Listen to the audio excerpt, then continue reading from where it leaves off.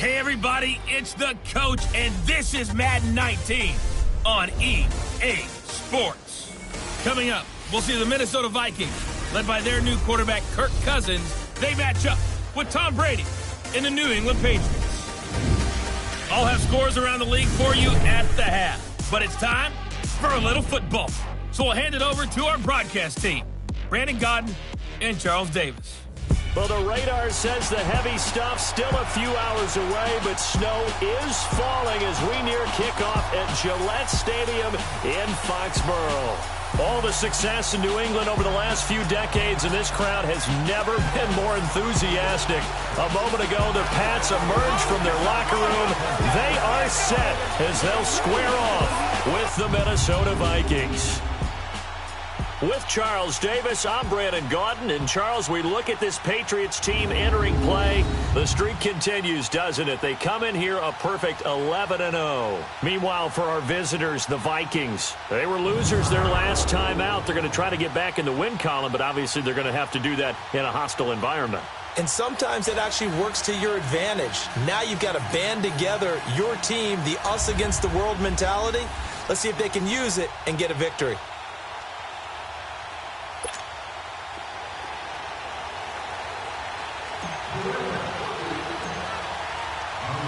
The calendar has turned to December, and we're in the home stretch now as we're underway in Week 13. This will be taken short. And a nice job there on special teams as he's taken down at the 14-yard line.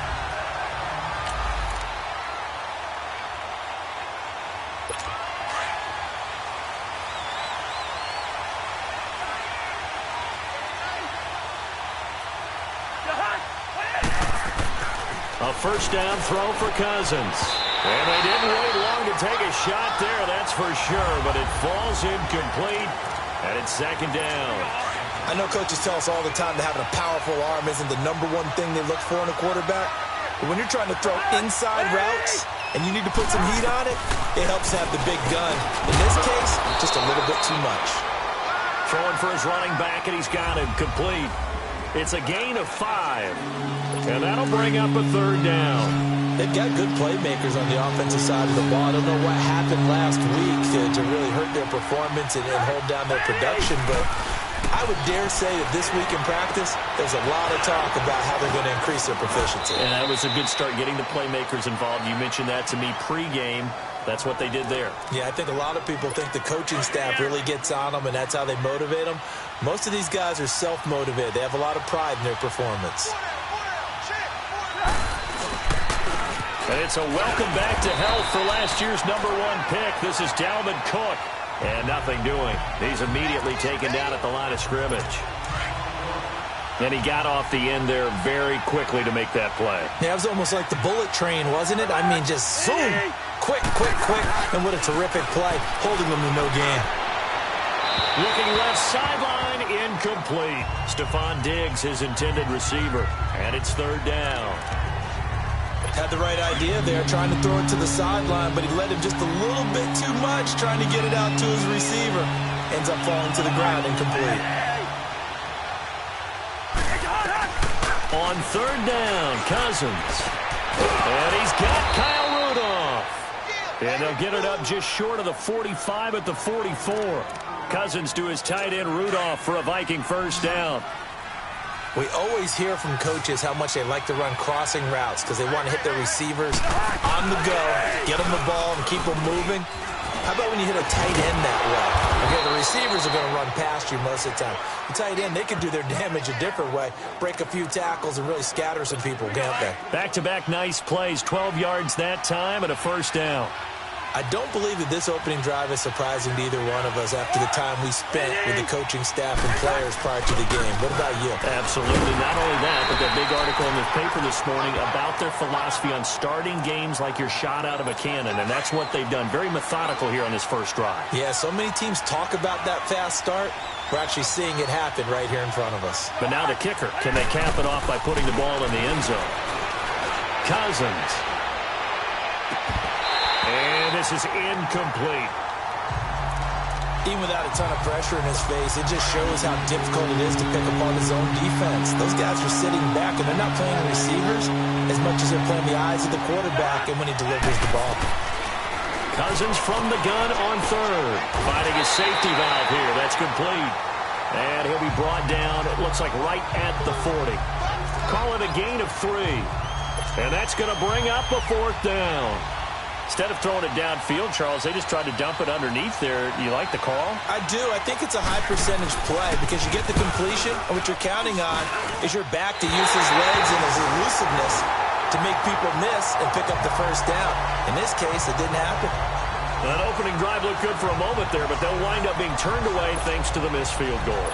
And those especially hurt when you come into a game on the road. You're trying to get things to go your way early, and now you suffer a setback right out of the gate. Brady and the Patriots now 1st and 10 on their side of midfield at the 47. And his first look is incomplete. Gronkowski the intended target, and now it's 2nd down. Defensively here, you're facing a top-5 team in terms of points scored in the NFL, so when they're that high-powered, you've got to find a way to hold them under 20, because to me, that's the magic number.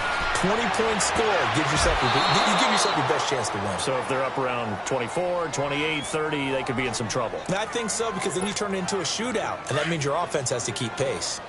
Oh, man, that was close. The opportunity to change momentum, big play, right in his hands, unable to come down with it. A sigh of relief, no doubt, on offense if that fell harmlessly to the ground. And he is tackled inside the 40, not quite to the 35. 18 big yards on that one, and a New England 1st down. And that catch puts him past the great Jerry Rice. For the most receiving yards in a single season, he's now up over 1,848. At one point, we called Jerry Rice Flash. How about the dash we saw here today? The dash towards his record and past it. What a tremendous achievement. And how much fun is it for us to be here to witness it? It's a pinch-me moment for us. So from the 36 now, 1st and 10. Brady now on 1st down. And it pops free. The collision there jarred the ball loose and brings up 2nd down. Nice play there to force the incompletion. And to me, one thing's for sure. When you're the underdogs and you're playing on the road, you absolutely have to get takeaways. You've got to get the ball from them. Yeah, win that turnover battle, going to be key. They didn't get one there, but you get the feeling they keep making plays like that, they might just get a few. Yeah, once you get one, defensive teams think they come in bunches. Another throw on second down, and this one incomplete as well. I think he's a little trigger happy right there, and it turned into an ill-advised throw into their zone. Well, we know he has confidence. He'll throw it any place, anytime, anywhere. That time it fell incomplete. And he will find his man. That's Hogan, complete.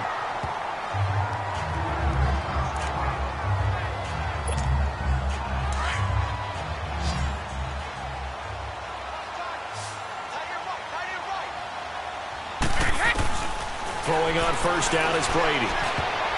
Over the middle, and it's incomplete. Trey Waynes, the Michigan State man, right there in coverage. Charles, he doesn't seem to be particularly in tune with his receivers, just 2 for 7 throwing the football, but he did seem really locked in before the game. Yeah, and that has to do with receivers sometimes. Sometimes the defenders knock them off their routes, and they're usually pretty precise. 1, 2, 3 cut, balls out of his hands to the receiver. In this case, might be off by a half step either way. They've got to find a way to get back in sync. Let's face it, perfection is something we all chase, whether it's playing this game or whatever we do. Hard to attain, but that's what they were searching for as that pass goes incomplete. Looking for Gronkowski, and he's got him complete. And they'll get this down to the 10. They're able to convert on third down, and that sets up a 1st and goal. Brandon, lest my eyes deceive me, I think they found a matchup that they're trying to exploit here, don't you? I mean, that's the second time they've gone to him here on this drive. Yeah, opening drive. It's a tone setter, right? I think they're going to be looking his way a lot. Yeah, and I think that the way things are going right now, they like him as a featured receiver. Let's see what kind of adjustments the defense is going to make to try and take that away. It's a gain of a couple, and it'll be 2nd and goal. A lot can go wrong when you call a play like this down in the red zone, but that's where you appreciate this. Here's 2nd and goal, operating from the 8-yard line.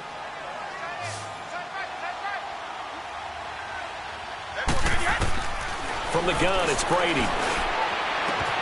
And it's caught by Gronk for a Pats touchdown. Rob Gronkowski, his 21st touchdown of the season, and the Pats able to cash in for 6. So, partner, remember the offseason, all the chatter, all the people in the Boston area were wondering, will Brady be back? Will Gronk be back? I think they're breathing pretty easy right now, seeing that combination is doing just fine. Gostkowski now out to kick it away.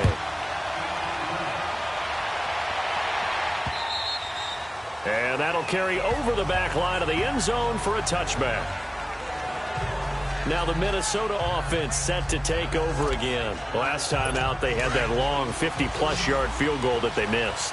And I'm sure on their sideline they're thinking to themselves, okay, do we still want to try one if we're in that position again? And I would dare say that the answer would be yes. They're going to have a lot of confidence in their kicker.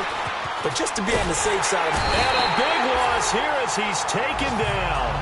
Dante Hightower in there to sack him, and that is 10 for him now on the year. I spent a lot of extra time preparing for this game, watching this offensive line, because they gave up 5 sacks last week in their loss. They just gave up another one now. They don't seem to be working together as a cohesive unit. Right? 4 guys might have it right, but the 5th guy is giving something up.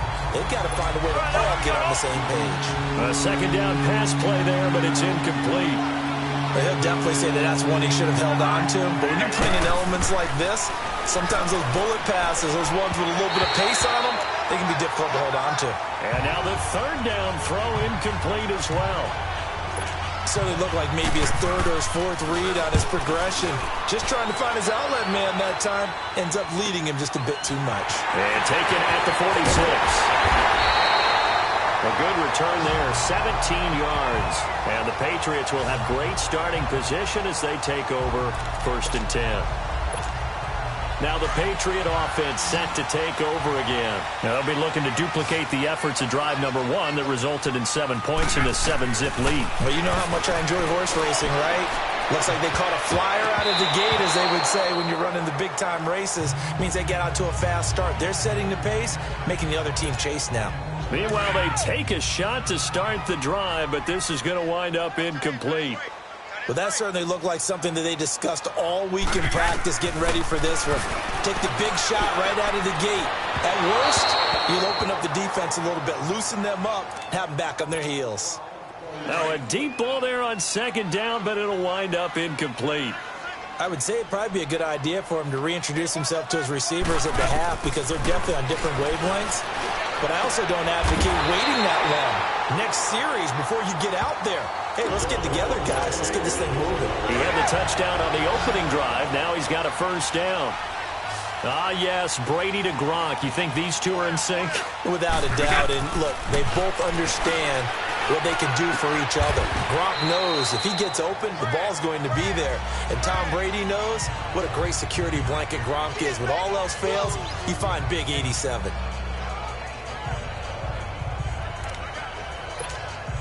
Under 4 to go now as the clock runs and they come up on second down.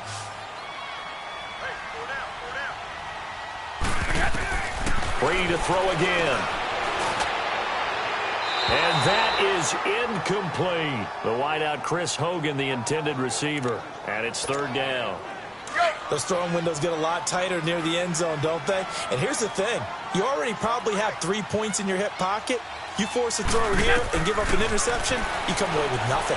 Especially tough in the middle third of the field where he threw that one. This is caught. Gronkowski.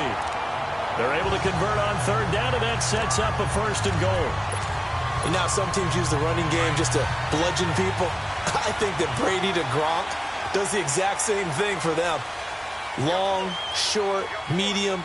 They know how to connect. In ways it sort of revolutionized the quarterback. And he is in. Touchdown, New England. Chris Hogan, his 14th touchdown now on the year. And the Patriots add 6 to their lead. Great field position has to be one of the best friends an offense can have. When you don't have very far to go, you should cash it in with points. The point after, no gimme in the snow, but it's up and good. And that'll make the score 14-0. Gostkowski now out to kick it away. And they will not get a chance to return this one as it's through the end zone for a touchback. Cousins and the Vikings with a 1st and 10 at their 25-yard line.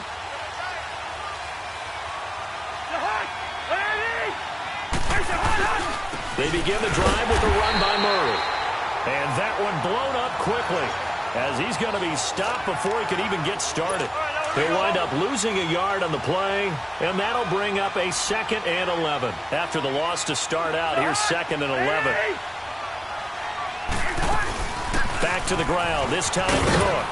And he'll be brought down here at the 28. 4 yards on the pickup there as they get it back to a more manageable 3rd and 7. The Vikings on third down. They've hit 2 for 4 thus far. This is 3rd and 7. From the gun, here's Cousins. And complete, right side, the tight end Rudolph. And he's able to take this one up to the 35-yard line. All right, coming up at intermission. Charles, you want to weigh in Hampshire Saturday? I certainly do. I've got just a thing for you. It's the coach, Jonathan Coachman, standing by Orlando. He'll be alongside at half to take us through the weekend in the NFL. 21 yards. Well done on the return. And the Patriots take over. So the Patriots coming out now. And right now they're saying, hey, let's keep this going. 2 drives, 2 touchdowns. Yeah, can't ask for a better start than that, can you? I mean, this is the way you practice it. This is the way you rehearse it. But right now, the play calling, they're locked in really well. It's caught inside the 25. A big play there for New England. 41 yards. That's a big-time pitch and catch right there. And, partner, I remember the days when quarterbacks would try this. They were holding their breath. But nowadays, they're counting on their receiver to be just a little bit better than the defensive back when it's one-on-one and the ball's in the air like that. He couldn't quite hold it. Got hit. Ball pops out. Incomplete. You get a tight end like this, and you know he's used to dishing out punishment. But here, he's one that has to absorb the contact. And as a result, unable to hold on to the football. Looking back to the air on second down. It's Brady. And it's caught. And he's going to get into the end zone. So cue up the Gronk spike, gets a Patriot touchdown. Rob Gronkowski, touchdown number 22 on the season. And the Patriots add on to their lead. Brandon, my man, just one sentence for that one. Clinic. And that's what they've done. They lead the league in points per game this season, but it's been quick strikeability as we saw on that drive. I think they're actually intimidating defenses because they're back on their heels right away, wondering where it's going to come from, how they're going to hit them. This group is well organized, well coached, and extremely confident in what they do.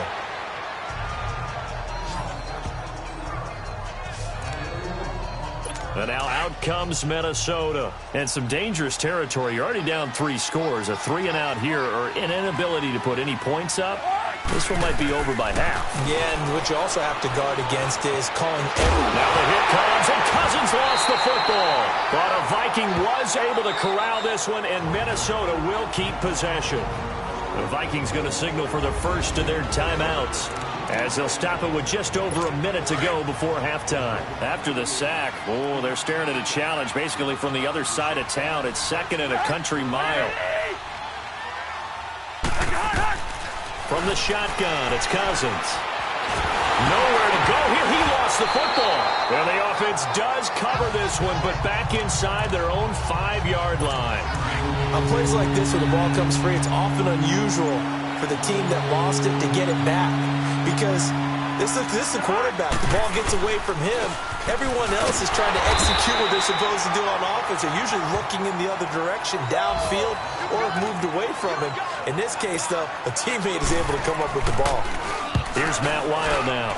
And he's able to get it out of there. Taking a couple yards shy of midfield.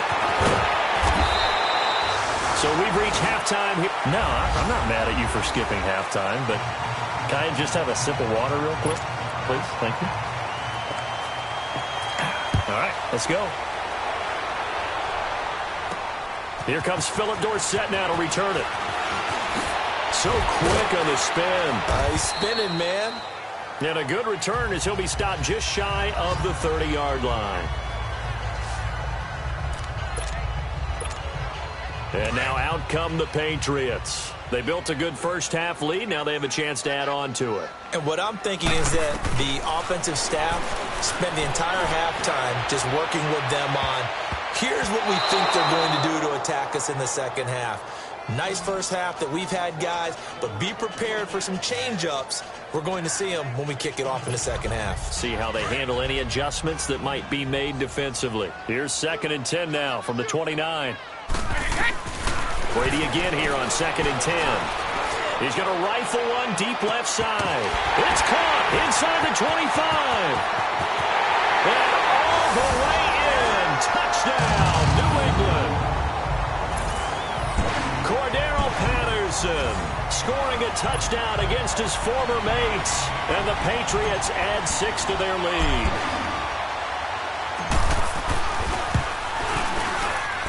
Gostkowski the extra point, and that makes the score 28-0.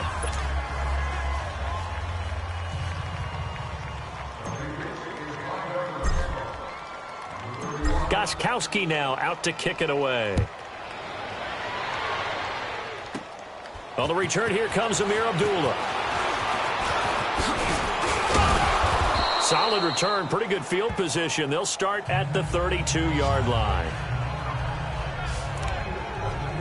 It's the Vikings' turn on offense. We get ready for their first possession of the second half. These guys had to punt last time. It has not been a very fruitful game offensively thus far. They haven't even made a trip to the red zone. And I know that everyone's going crazy on that sideline because that drives you berserk to come off the field, not really move the ball well. As you said, not even get to the red zone, let alone, not even put points on the board.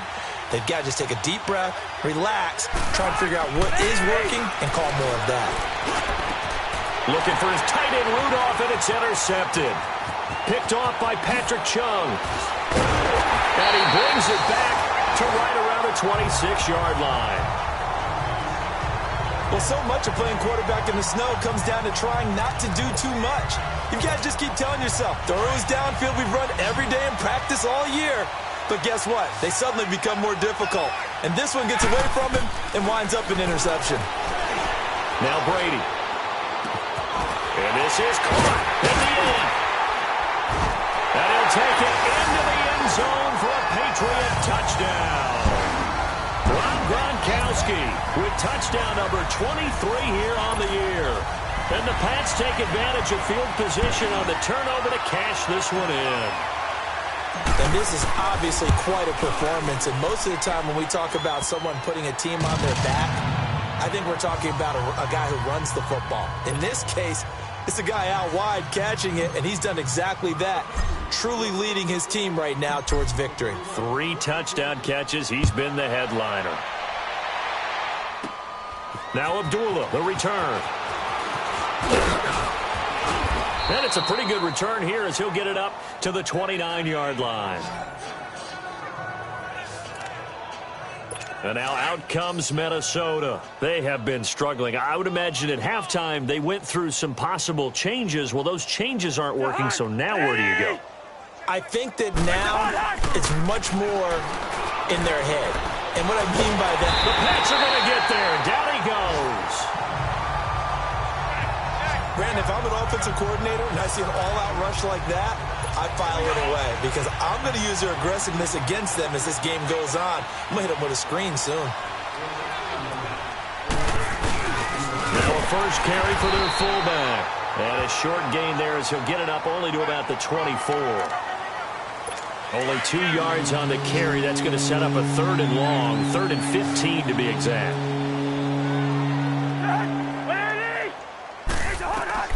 Cousins now. And he couldn't hang on to it through the contact. Incomplete. Another drive comes and goes. Still nothing on the scoreboard. Yeah, and when the second half comes, you know, it's real easy to get discouraged and wonder if you're ever going to get things started. You just got to fight through it. Got to keep pounding away. Fielded at about the 28. A very good return that time. 18 yards. And the offense will take over with a new set of downs. The Patriot offense now set to come back out onto the field. And last time out, another touchdown. And I think there may be some empty seats around here by the time the 4th quarter comes around. Yeah, I have to agree with you because this one's just about decided. But you know who benefits? And this is taken in at the 5. And all the way in. Touchdown, New England. 5 touchdown passes now for Tom Brady. And the Patriots are pouring it on. And when a Hail Mary is completed for a touchdown pass like that, I think any defensive coordinator just puts their face right into their hands. I don't think there's any doubt about it, and I don't have stats in front of me. I don't have the empirical numbers that say that in recent years the Hail Mary pass has been completed more than it has been, but it feels that way, doesn't it? And I know the defenses are spending more time on it. I think the biggest mistake they make is that they play everything from behind the receiver. I think they've got to start getting people in front as well to try and knock the ball away. The Vikings now heading onto the field. These guys had to punt their last possession, and that's become too familiar of a refrain. Too many of these drives just wound up going nowhere. But you know how in baseball, when the pitcher gets a base hit and on base, they bring his jacket out to him to keep him warm? A lot of times the punter goes to the sideline, puts on sweatpants or a wrap over his leg to keep it warm. He might need a massage from the trainer right now from all the work he's getting. It's really come into vogue to talk about the different gaps that a defense tries to attack in an offensive line. And most of the time we're talking about blitzes. How many times have you heard double A-gap blitz? Well, where is the A-gap? It's the space between the center and the guards, either side. So when you're having a double A-gap blitz, that's 2 guys coming through that gap. In this situation, though, that A-gap wasn't open for the defense to exploit. The offensive line took care of it, protected it, and moved the defensive guys out of the way to allow for that nice run. Call it a gain of a couple, and that's going to leave him with a 3rd and about 5. Tough first half for him, unable to put up the numbers he's used to producing. But with a guy like him, you and I both know it just takes a couple of explosive touches for him to make an impact on this game and on the stat sheet as well. And Rudolph has it left side. And taking it across midfield and just shy of the 40. A gain of 13 and also a first down. As far as tight ends go, this guy's not a speed burner. He's much more of an inline blocking type of a tight end. But how about this last play? Made a nice catch and picked up the first down. That's what impresses me about him. When he's called upon, usually gets it done. And he stopped immediately there. Calling no gain on the play, and it'll be second down. He continues to struggle to find a crease to break off a big one and might need to just put that aside and just try and ram his way forward and get what he can. And his throw's going to be incomplete.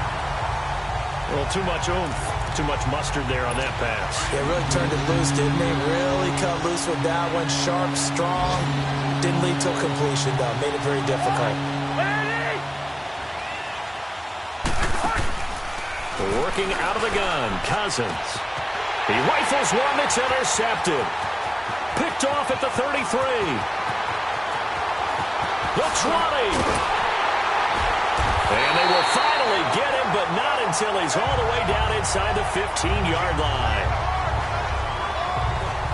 Thought they had something going there to break that goose egg here in the second half, but to no avail. Hope was alive until that interception. What a terrific play, taking the ball away after it looked like they were starting a drive. And now that shutout still standing. You know that's something those defensive guys hold a lot of pride on, too. No doubt about it. They're excited about where they are in this game. Now a throw to the end zone on first down, but it winds up incomplete. It's always a battle. Who's going to win on first down, the offense or the defense? Let's face it, if you've got the ball, 4 yards or more on first down is what you're aiming for. They tried to throw for it there. And that's caught by Gronk for a Pats touchdown. Rob Gronkowski with another touchdown, number 24 on the year. And the Pats take advantage of field position on the turnover to cash this one in. And let's count them up now. 1, 2, 3, 4 touchdown receptions for him in this game. Back now in Foxborough, where the fourth quarter will begin with a kickoff following the score on the final play of the third quarter. Now Abdullah, the return. And they're going to wind up with pretty good starting field position as they get it up past the 35. The Vikings offense now, they get ready to head back on the field. And there are parts of their last drive they'd like to emulate. And, of course, they'd like to forget the ending, the interception. But they did put together, Charles, a nice sustained drive to get him down the field. Yeah, and unfortunately for them. And he goes down. It's a Patriot sack. Dante Hightower in there to drop him for his 11th sack of the year. We've been around this league for a while, and many coaches never pull their starting quarterback, almost no matter the situation. In this case, though, I think he's got to make a decision. He's taking a pretty good beating out there. And with the deficit, maybe not wanting to risk an injury. They run, Cook, and this has been a familiar sight all afternoon as they stop him behind the line. The Vikings on third down. They've converted a third of their opportunities, 3 for 9. This will be 3rd and 19. Cousins to throw it. Pressure too much that time as Cousins goes down. Dante Hightower in there to get him, and that's sack number 12 for him on the year. This has been a tough one for this offensive line. It appears almost like they've been on roller skates this entire game, the way they've been pushed around. 6 sacks given up in this one.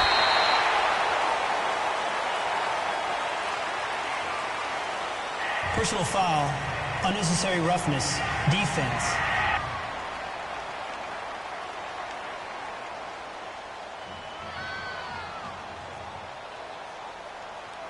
Sometimes those punt returns can yield some unnecessary roughness penalty. I know a lot of guys, when they run a long way to execute a block or make a hit, they're going to launch it no matter what, and it can often cost them. On 1st and 10, here's Brady. His throw incomplete. The former Pro Bowl linebacker Anthony Barr there to jar it free. Charles, you said earlier this defense is probably going to need to hold these guys right around 20 or under that if they were going to have a chance. It was evident pretty early on that wasn't going to happen. Yeah, they left 20 behind a long time ago in this game, didn't they? It looks like they're headed towards a big, big number. The 20...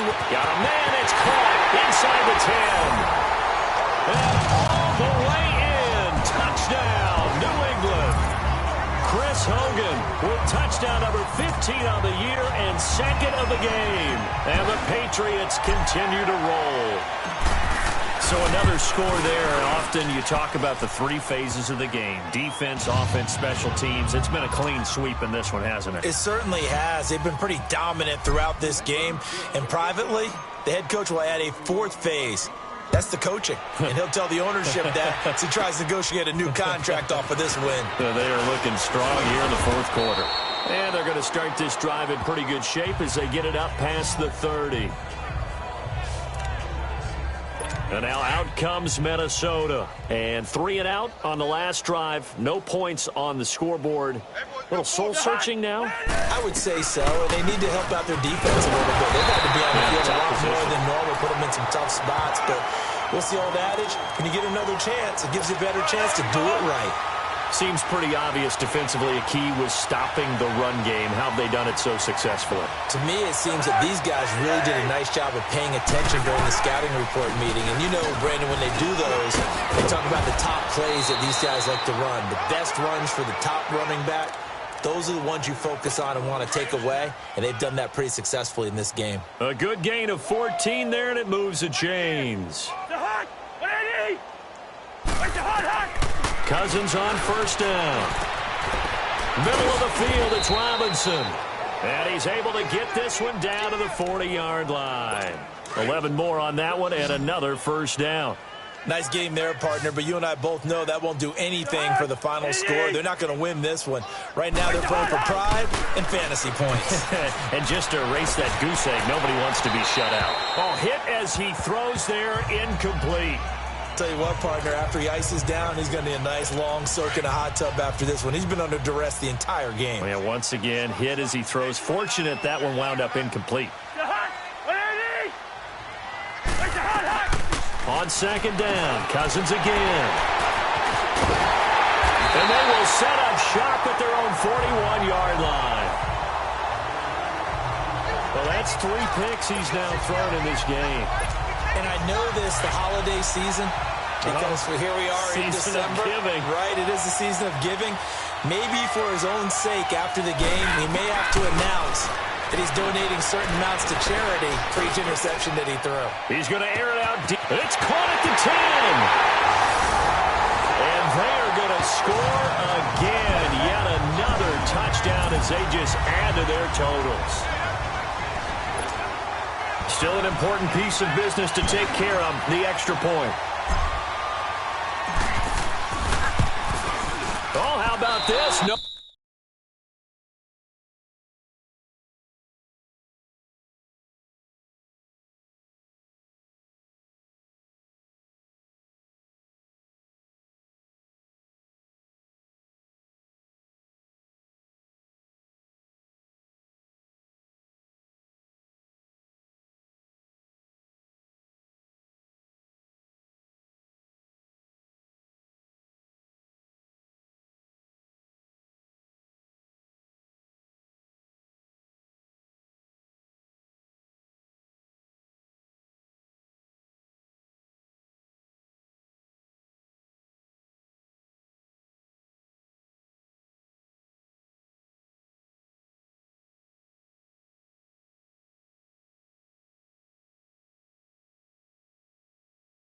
Good. Just his second miss of the year, and our score will stay right where it is.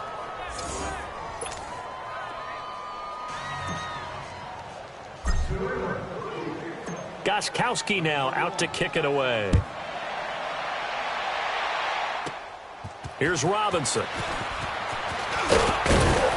And they're going to start this drive in pretty good shape as they get it up past the 30. And now out comes Minnesota. They are just obviously getting shellacked here in this one, Charles. What's the message if you're a coach for this final drive in a lopsided game like this? For a lot of coaches, be honest. Don't forget today. Don't forget what has happened out here. Yeah, use that as ammo going forward. Exactly. Take a great look at that scoreboard. Realize how poorly everything went for us today. Coaching, playing, the whole deal. And never forget it, because you're not going to want that feeling again. No, you don't want that feeling again. And who knows? You may meet up with this team again. Now a nice play defensively on first down as this is knocked away and incomplete. To throw, Cousins. Over the middle, complete. It's Robinson. And he'll be brought down right at the 30 here. A gain of 6 there on first. One thing I think that's safe to say defensively, the tackling's been really good. And because of that, it's been very, very hard for them to move the ball because you're not getting the benefits of run after catch. They're tackling them almost on the spot. That means you have to run extra plays, harder to move it. Calling no gain there, and it brings forth a 3rd and long. And the trend continues here in the 4th like it was in the 1st, 2nd, and 3rd. He's had nowhere to run. And you're probably thinking to yourself, why do they keep feeding him the football? Well, they trust him first and foremost. They do believe that over time he might actually pop one of these runs. But the bottom line is he takes care of the ball well for them, so they'll keep handing it to him. Now throwing on 3rd down there, but he cannot connect. Another wayward pass. You know, things started out poorly in this game, and to be frank, they just really haven't gotten much better. And all that does is embolden a secondary. They feel good about what's going on, and they just play better and better. Out comes the New England offense to see what they can do this time. They have the big lead here late. They protected their home turf well, didn't they? They certainly did, partner. And just think about how good that feels because every team has a goal when they start the year to win at home. All right? And sometimes you don't win all of them, but they managed to get that done today. Just think about your routine. And that's caught inside the 30. And they do finally get him, but he takes it to the 25. Well, go ahead and throw the ball, man. You got the big lead. You got the clock on your side. Obviously, they don't care much about the feelings of the other team, do they? Well, I was going to say, you better run to the locker room pretty quick after this one. Well, right now, maybe they're just looking at it from the fantasy perspective. More points for everyone if they win big. The throw there by Brady intended for Gronkowski, but incomplete. First quarter, Charles, you really emphasized the importance of winning the turnover battle as a visiting team, as an underdog. They haven't forced a single turnover in this game. And right now they're losing, so no turnovers might lead to no victory. And he almost intercepted it. They haven't picked a ball off yet. That probably should have been their first. And it's 3rd down now. Let's go, let's go. They got the win last week despite not having any interceptions. Tried to come up with one there, could not. But there's a stat category called PBU, pass breakup. That's important too, and they got one. Yeah, there's no doubt about it because at least you're there, knocking the ball away. Offense isn't possessing it, making plays downfield. And you just continue to harass the receivers, harass the quarterback, and maybe the big play does occur down the road. He's been the go-to guy. They needed a big play there on 3rd down. Went his way. It worked out. Doesn't matter whether they've scouted it or that they think he's going to get the ball. He has a knack for finding his way open and completing the connection. And they just took a timeout with 2 seconds to go. This one obviously decided. Not sure they needed to take it, but we'll take it with them. 2nd and goal from the 1.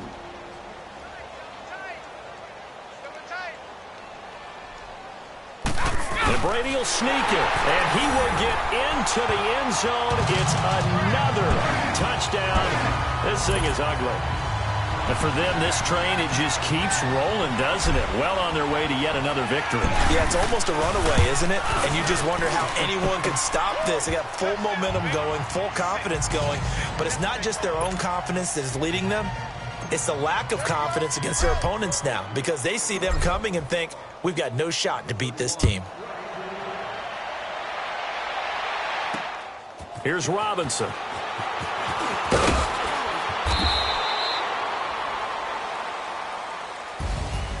Well, in this one, partner, we had some action all the way down to the final whistle there with the late points and then the kickoff to end it. Yeah, and the best part about it is just seeing how teams battled all the way to the end, you know. Didn't really matter. Scoreboard was pretty well set, but they still competed until the final whistle. So for the Patriots, the streak continues as they push their mark to a perfect 12-0 now on the year. And they will hit the road next week to take on the Miami Dolphins. Meanwhile, for the Vikings, not much more to say. They dropped to 1-11, and they'll be on the road next week as they get a date with the Seahawks in Seattle. So that's a wrap for Charles Davis. I'm Brandon Gaudin, and this has been a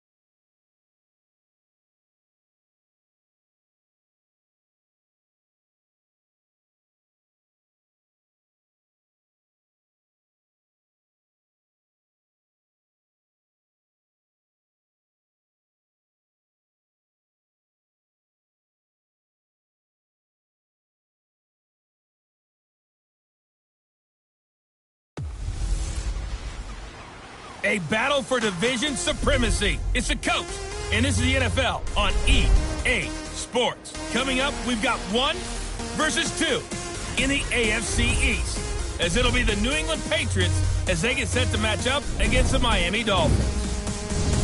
I'll be back with you again with scores around the league at halftime. But kickoff right around the corner. And standing by to call the action, here are Brandon Gaudin and Charles Davis. Thank you, Coach. From beautiful South Florida, there's a look at Hard Rock Stadium in Miami. The excitement brewing here in South Florida. As a moment ago, the Dolphins starters were introduced to this home crowd. They're fired up as well as they get set to match up with the New England Patriots. Hi, everyone. Brandon Gaudin, Charles Davis. Charles, you look at the Dolphins as they enter play in this one. They come in losers of 2 straight, so they're trying to right the ship here a little bit. They're teetering a little bit, aren't they? And now things could really go south if they lose this game, so they understand the importance of playing well and stopping this streak. On the other side of the field for the visiting Patriots, they've handled all comers through the first 3 months, a perfect 12-0. Yeah, they're 3/4 of the way to a perfect season, and now's where it really starts to get into your mind. We'll see if it affects their play in any way.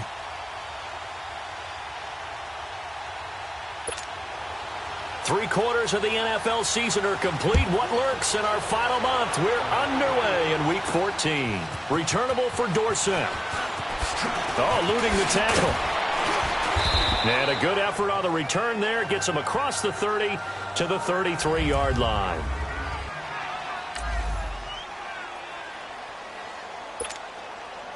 So they'll come up 1st and 10 now from the 33.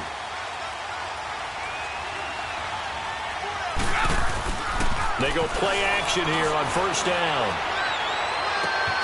He's got a man complete. And he takes this one down almost all the way to the 30. That one goes for 36 yards. Well, partner, I'm not sure how this drive's going to end, but how about the way they flip field position there? A nice attacking play. They picked up a heck of a chunk of yardage. To throw, it's Brady. Incomplete. Unable to get it to Gronkowski that time. And that'll bring up 2nd down. And that's one he's got to be happy to have back. There wasn't a hole open in the zone. You'd have to think on early downs like that 1st down there, need to be a little bit more careful. Yeah, fortunately for him, got a couple more downs to play with. They'll run it here. This is James White. And taking it to the 15-yard line before he's brought down.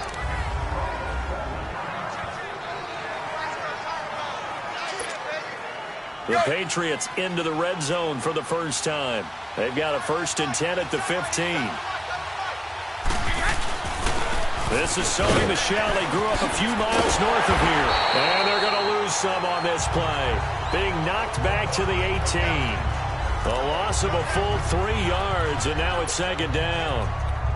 So the myth has been shattered. Every cornerback in the league is not just a cover corner. Some of them will stick their nose in there and make plays exactly as we just saw there. A big loss suffered by the offense after that nice tackle. And that's caught by Gronk for a Pats touchdown. Rob Gronkowski, his 25th touchdown. Tying him at Smith for the 5th most in one season. And the Pats have taken the early lead. Extra point good by Gostkowski. And that makes the score 7-0.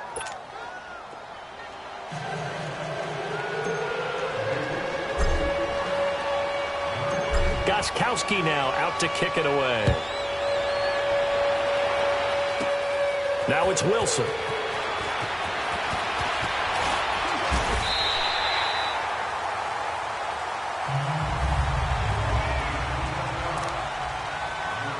Tannehill and the Dolphins break the huddle.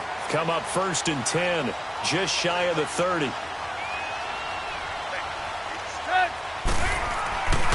They'll fake it. Now Tannehill. Rush coming, and he's taken down.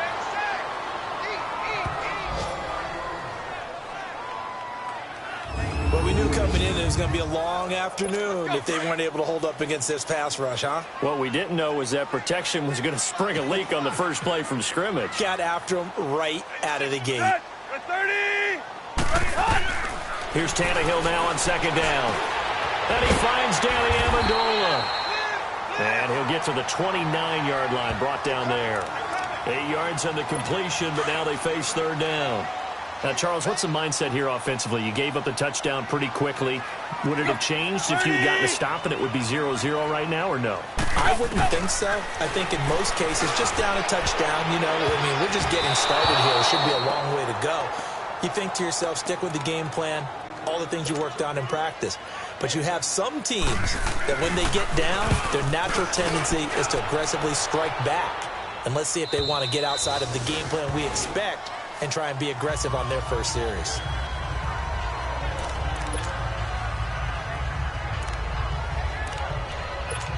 The Patriot offense heading back out as we take a look at the playoff picture in the AFC. And for them, it's no longer a question of will they make the playoffs. They've clinched the division title. The question, can they hold on to that #1 seed? And this is where the mental fortitude comes to play, doesn't it? Because now you're not just the coach talking about it, his team talking about it to each other, supporting each other, carrying each other along, because having that #1 seed means everything in the NFL. It does. So even though the division title's clinched, shouldn't take the foot off again. No, not at all. Play it all the way through, and I think we've seen... They've got his man complete. And they've got it well across midfield down to the 40 before it's all said and done. An excellent pickup of 34 yards. The former 7th-round pick, Julian Edelman, just continues to have such a productive career. And has made himself into a receiver. Remember, he was a college quarterback, and not just a productive one, a very good one. At Kent State, right? Yes, a great leader, a guy who can make plays with his feet and his arm. And he's going to be grabbed and pulled down. Akeem Spence in there to get him for what will be a loss of 13 yards. I know there'll be a little bit of criticism there because they went right back to the air after the huge pickup and end up getting sacked. That's often a play that you make. You feel like you've got momentum on your side. Unfortunately, the O-line failed to hold up to try to keep that momentum going. They take a shot downfield there, but it winds up falling incomplete. How about this offense already feeling good about themselves with a touchdown already in their first drive? It's certainly come out firing, even though that one was incomplete. With the 7-0 lead, more apt to take a shot like that downfield? Hey, you're one to the good. Go ahead. Got a man. It's caught inside the 10. And all the way in. Touchdown, New England. Braxton Berrios, his first NFL reception, goes for 6. And the Patriots add on to their lead. Gostkowski with the extra point.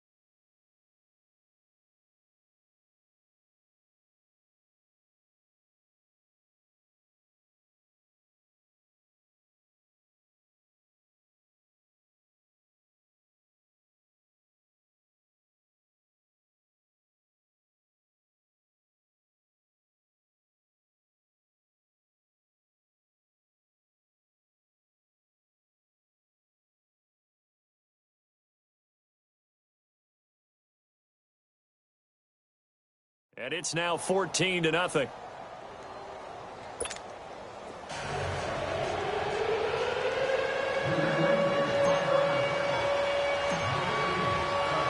Gostkowski now out to kick it away. Now it's Wilson. And a nice job there as he gets this one up just shy of the 35-yard line at the 34. So the Dolphins offense heading out as we give you a look at the playoff race in the AFC. And I tell you, 4 weeks still to go, and everything is wide open, and it's fun. And I know we always talk about, well, if the playoffs were to begin today, and then we kind of go, okay, but they're not. Let's see how it plays out. Wouldn't it be fun to play with this playoff lineup right now? Because to me, just about anyone can win this whole thing out of this grouping we currently have. And by the time we get there, it may look entirely different. Solid way to start the drive. 13 yards, picking up the first. I like how they work the tight end on a nice little under route there. And if you're going to give him that much space, he's not even going to catch the football. He's going to run away from you a little bit, and that's exactly what he just did there, picking up extra yardage. And he is met in his tracks behind the line of scrimmage. Call it a loss of 2 on the play, and that'll make it 2nd and 12. A tackle for loss there. 2 last week. He's tough to handle coming off the edge. I mean, you talk about a defensive end, your first thought is, how does he rush the passer? That's where he makes his big plays getting into the backfield. But the best ones can play the run as well. And that's what we're seeing from him, that excellent combination of holding the point of attack and also getting upfield to make plays in the backfield. 20! Go. Throwing on 3rd down, Tannehill. And that is incomplete. I think the punter might start to get into a pretty good rhythm here if he keeps getting opportunities. But that's the last thing his team wants to have happen, right? The last thing you want to see is your punter feeling pretty good because he's out there all the time. Yeah, first quarter only, but they're 0 for 2 on 3rd down conversions to start this thing. Pretty move. It's a 45-yard punt, then 8 on the return. And the Pats will be backed up deep to get the drive started as they take over 1st and 10.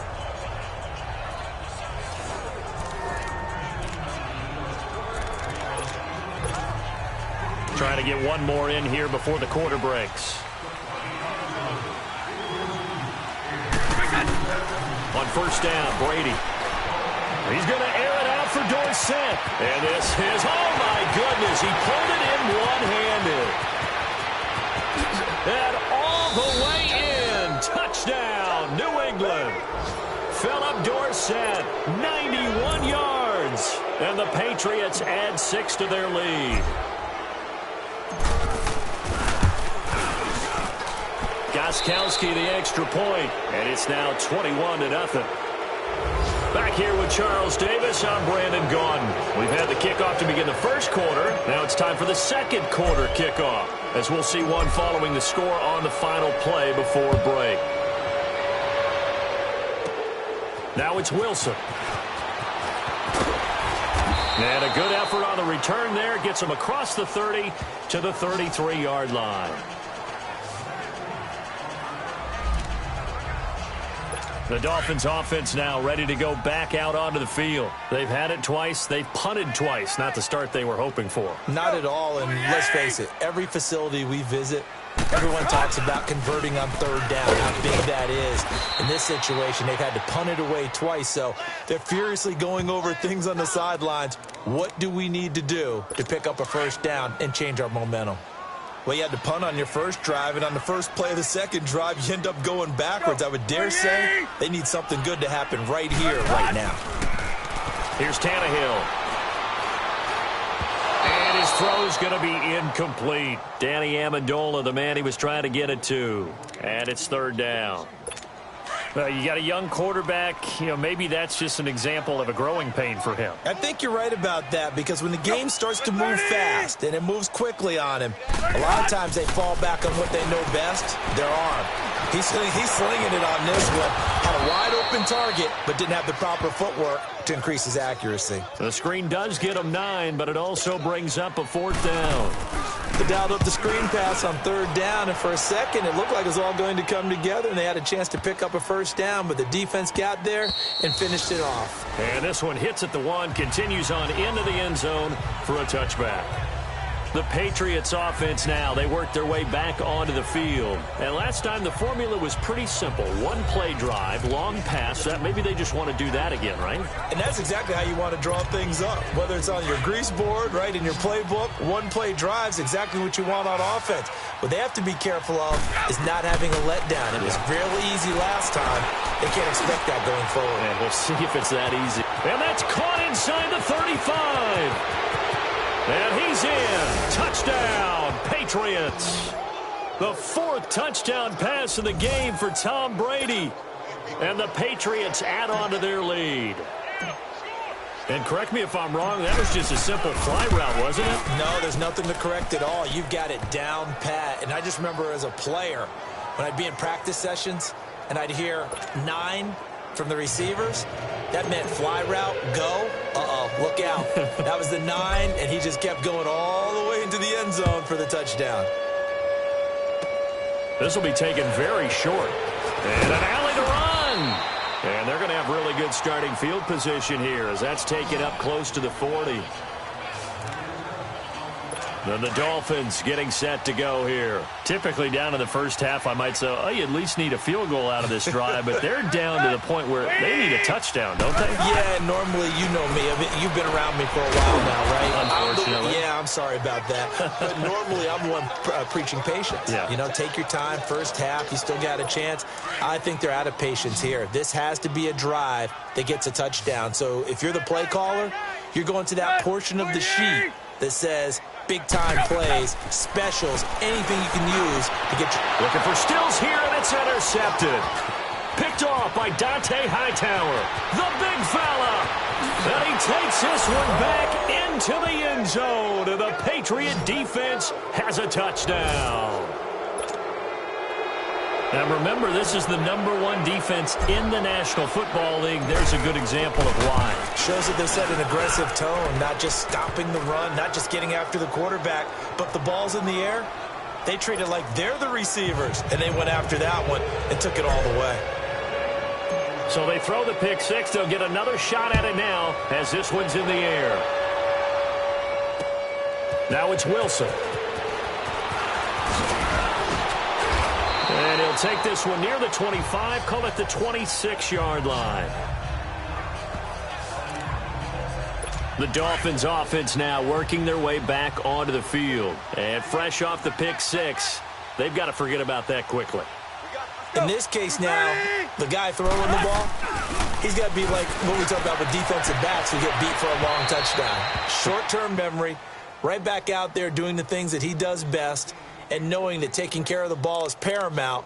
Here's his opportunity. It all comes back to those defensive backs for the former DB, right? I don't know where that comes from. It just kind of emerges out of me for some reason. It's deep in there, right? And he will lose yardage and be backed up to the 24. It's a loss of 2, now 3rd down. When you're putting together a formula for winning defense, it's exactly what we're seeing in this game. Controlling the line of scrimmage, attacking, and changing everything so that now they're playing in the offense's backfield.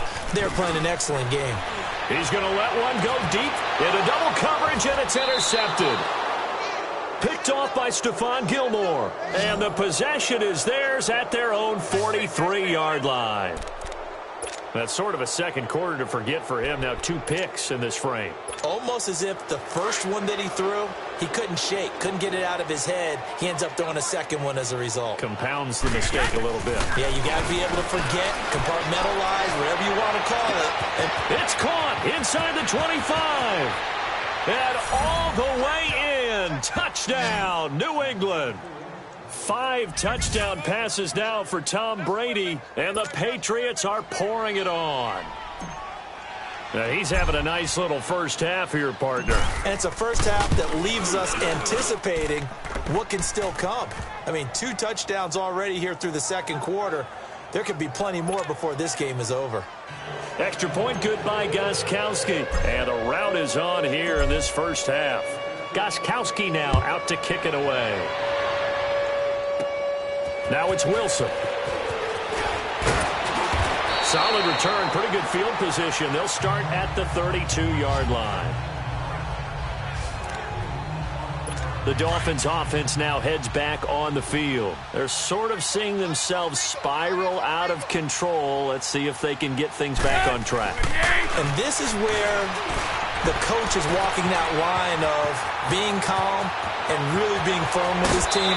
Had one tell me once, when we were having a tough patch, this too shall pass, this too shall pass, and finally we kept having a rough patch. He said, but you got to do something to make it pass, and that's what they have to do. They've got to get some control back, get themselves reasserted, and calm things down. See if they can get calm and reassert themselves here. Now a play fake here on first down. And he's going to be taken down back around the 35-yard line. Adrian Claiborne in there for the sack, and he's closing in on that all-time record. That's number 19 on the year.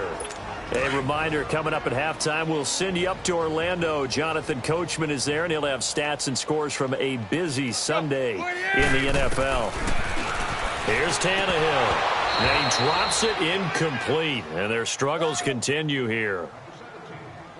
Fair to say, hasn't been his best game throwing the football, but also not getting a lot of help out there either. Yeah, you nailed it pretty well, you know. He's got to throw it better. Got to get more help. Obviously one that should have been caught. They got to find a way to bring those two elements together. The Pats are going to get there. Down he goes. Adrian Claiborne in there for the 20th time this year as he continues what could be a record-setting season. That's 3 sacks now, and that's not much of a surprise to me, nor should it be to you. This team, they lead the league in sacks. Yeah, they do. This is something that we are starting to witness time and time again. And that's the risk of the long field goal miss here at this stage of the second quarter. You give up great field position. And that gives them one more opportunity to make something happen and something big. And we've seen crazy stuff happen at the end of halves. From midfield, here's Brady. He's going to air it out for Dorsett. This is caught inside the 15. And he'll take it into the end zone for a Patriot touchdown. Philip Dorsett with his 14th touchdown of the year, second of the game. And the Patriots continue. I know Paul Revere talked about by land or by sea, right? You know, 1 by land, 2 by sea. He didn't mention air because right now we're seeing a big-time performance, aren't we? That's 2 touchdowns so far in this game. Where'd you pull that one from? And, you know, every now and then I actually listened in history class. And you're just a scholar all the way around. You're reading all the time. I like that you fit that into the broadcast. You know, I just grab a nugget when I can. Gostkowski now out to kick it away. Now it's Wilson. And a good return as he'll be stopped just shy of the 30-yard line. Out comes the Miami offensive unit now. They get set to take over. And what do you think goes on here in this situation? If you got the football, you're trailing, you're back in your own territory with just a little time. Do you try something? You're thinking about under pressure, and he's going to go down. Tannehill sacked.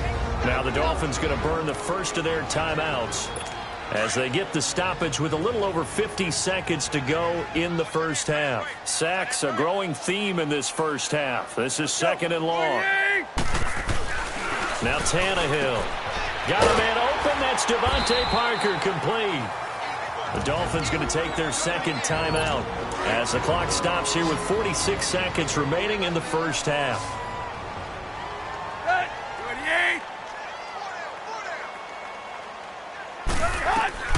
Tannehill going to throw on 3rd and 1. And he finds Stills complete.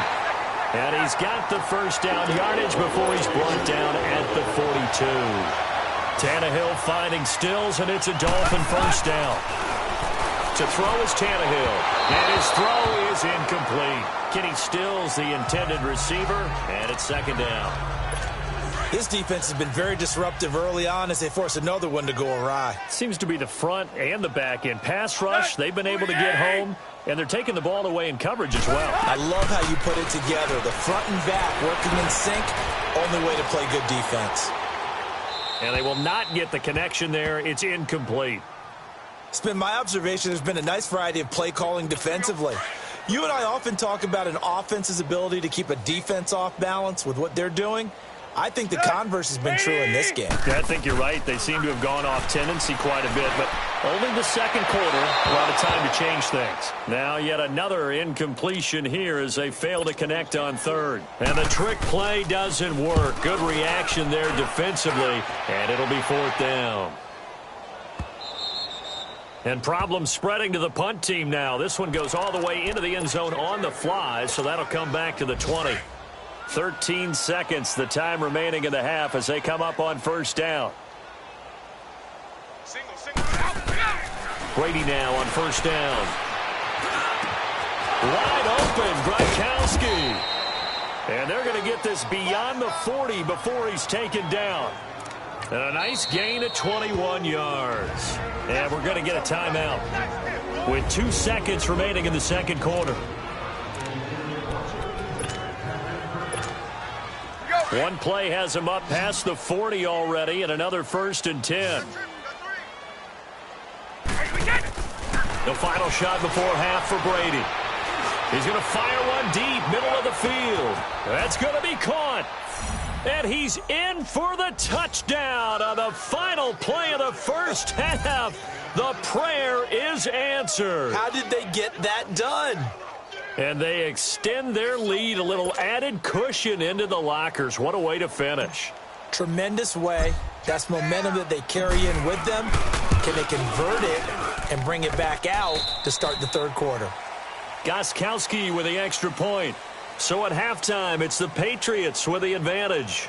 As we send you up to Orlando to check in with Jonathan Coachman at our EA Sports Halftime Report. All right, Brandon, we'll get back to you and Charles in a bit. But first, let's get to some of these scores around the NFL here in a busy Week 14. We'll get this started up in Orchard Park, an AFC's matchup with the Jets in town to take on Buffalo. And it is the Jets who have the lead in that one. Isaiah Crowell, a touchdown run. From there, we move to Arrowhead Stadium in Kansas City to see what's going on with the Chiefs. And they've got the lead in that one over the visiting Baltimore Ravens. Patrick Mahomes looking good. 2 touchdown passes. Lastly, let's check in at our nation's capital. See what's happening with the Redskins at home at FedEx Field. And right now, they have the lead over the visiting New York Giants. The Redskins locked in a tight one, but this is a game you feel they've got to have. In the game you're watching, it's who else? Tom Brady with a... And okay, so much for our halftime break. Apparently we're going to get right back to it.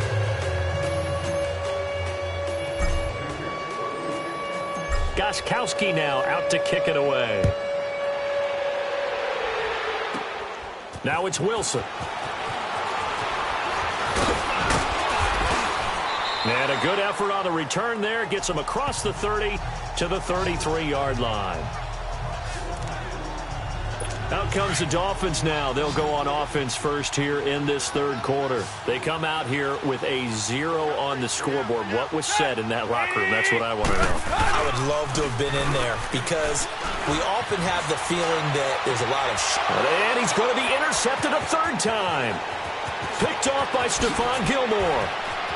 And he takes this one back into the end zone. And the Patriot defense has a touchdown. This D wanting to put it away before we even get to the fourth quarter, widening that margin a bit further. And while they won't just empty the bench just yet, if you're a backup, start loosening up. I think you'll get a chance to play before this one is over now with that type of a cushion. Gostkowski the extra point, and the lead will swell by one more.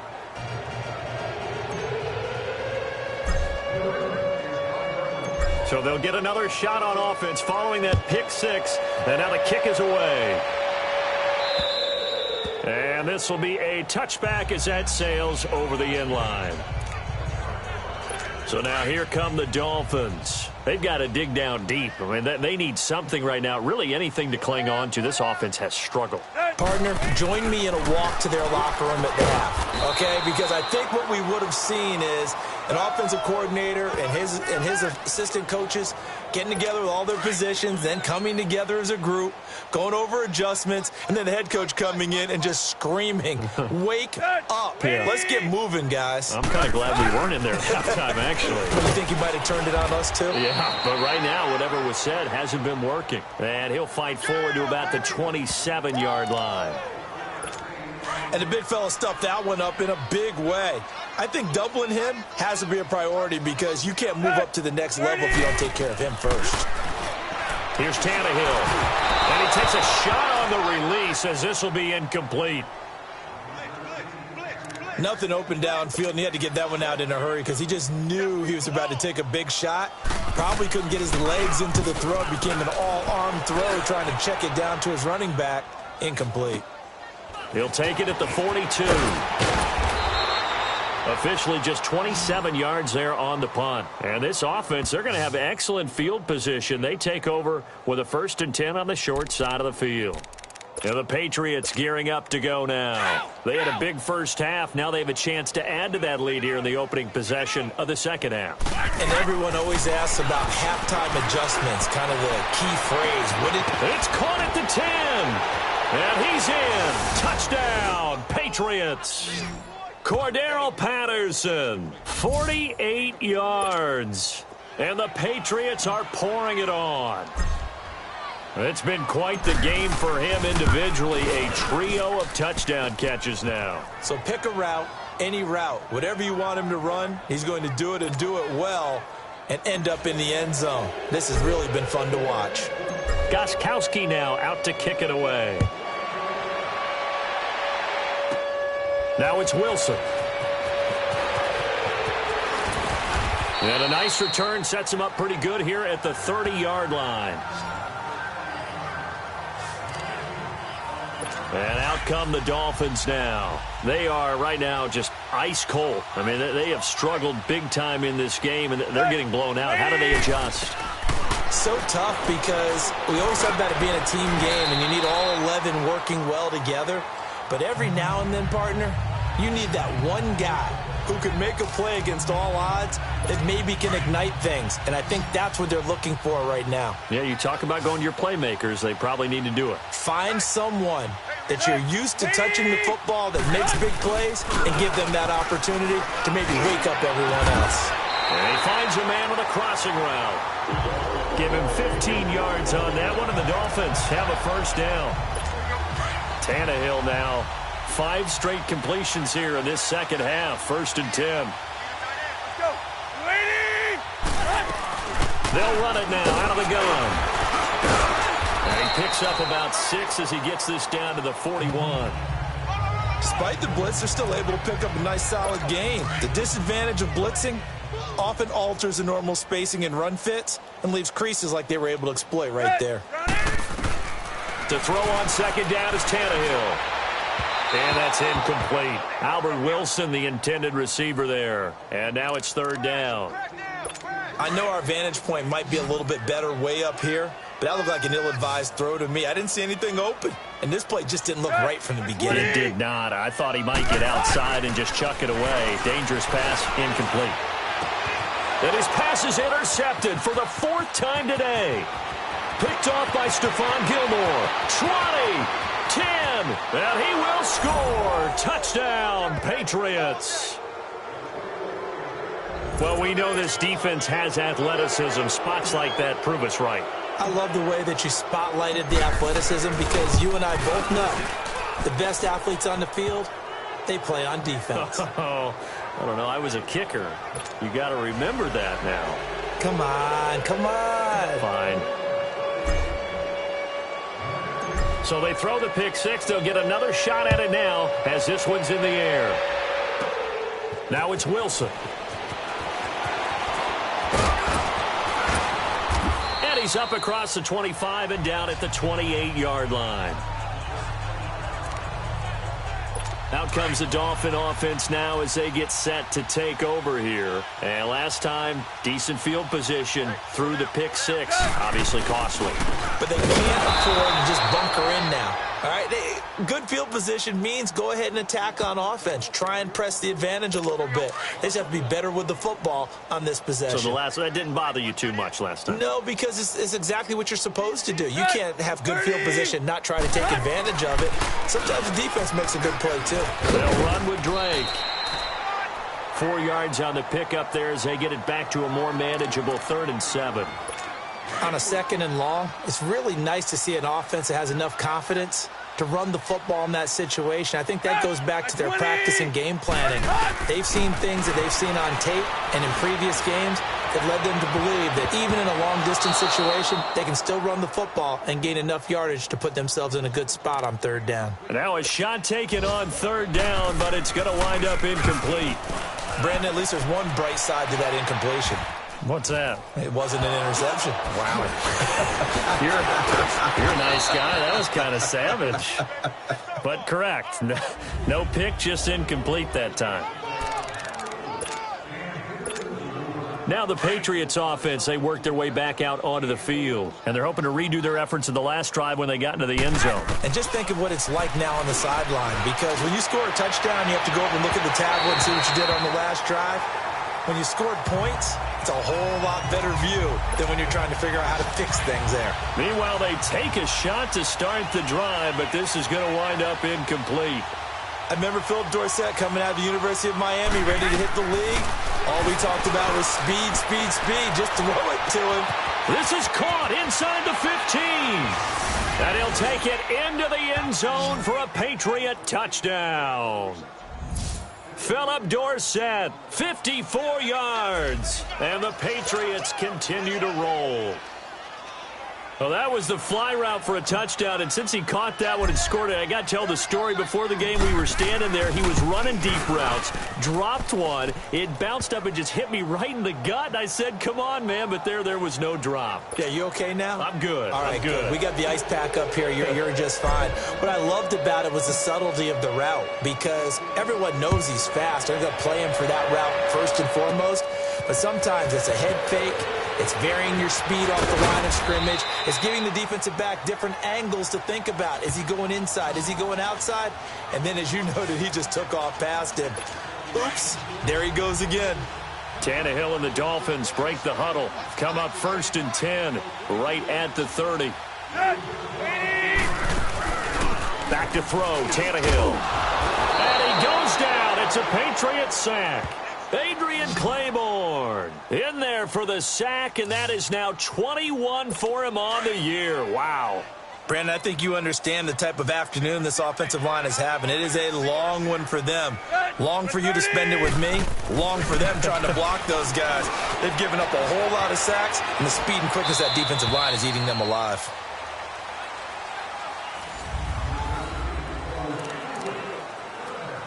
The Dolphins on 3rd down, not getting the job done at all. A very poor 1 for 10. This is 3rd and 16. They'll run it now out of the gun. And he will lose yardage here back at the 23-yard line. That'll make it 4th down after a loss of 1. The best offenses and the ones that win are ones that make adjustments. And right now, I think this team needs to open things up. Here's Matt Hawk now as the drive goes backwards, so he's on to punt it away.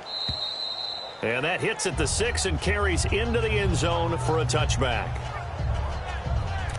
Now the Patriot offense set to take over again. And, Charles, we are in the midst of a very one-sided affair. I think this is where you and I have to fill a little bit. You want to regale us with old stories of your childhood in New Paltz, New York? I don't think anyone wants to hear that, but this is a perfect time for us to start listing MVP candidates. And he fires one that's intercepted. Picked off by Rashad Jones. And they are going to set up shop at the 40-yard line. Their passing game has been spectacular this afternoon. Finally, a win for the defense. You think maybe there was an adjustment there. Finally gained a measure of, I don't even know if you call it revenge, but got a play. There he goes, left side. Past the 20, 10. And he'll take this into the end zone for a Dolphins touchdown. Kenyon Drake, his 4th touchdown on the year. And the Dolphins gain a bit of respectability. So they will get on the scoreboard here. Give them credit for that. Too little, too late, but no 0. Oh, you're going slow clap on me. Not very nice, is it? No, but they haven't been very nice on offense. It's been a struggle. And this will not be returnable. It's out of the back of the end zone for a touchback. So the Patriots coming out now.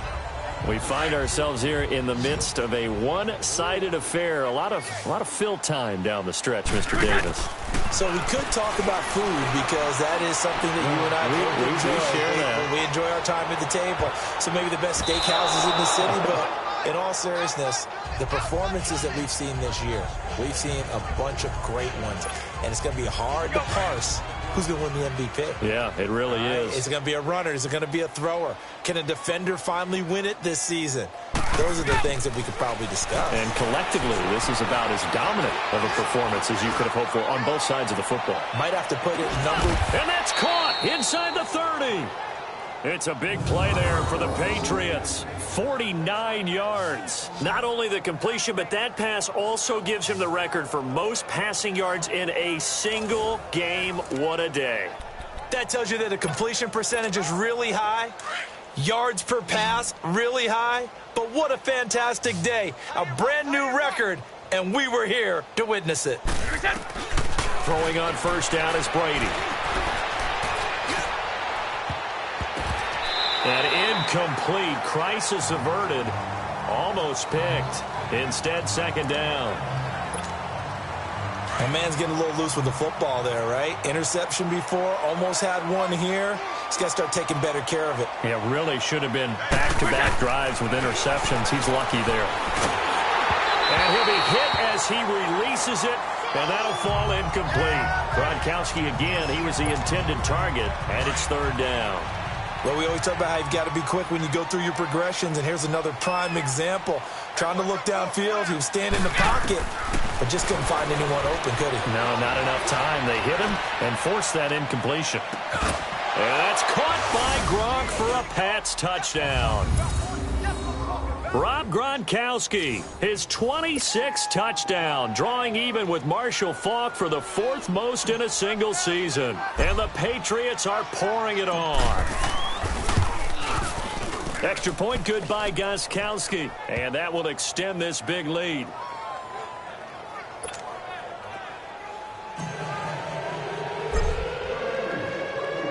Gostkowski now out to kick it away. Now it's Wilson. And a pretty good return here. He'll be stopped just shy of the 25 at the 24-yard line. The Dolphins offense now ready to go back out onto the field. And they hit the home run last drive. One play on the ground all the way to the house. Now the defense, maybe they're expecting a run here. Partner, I love your description because... And now he lost the football. Tannehill loses it. And the Patriots have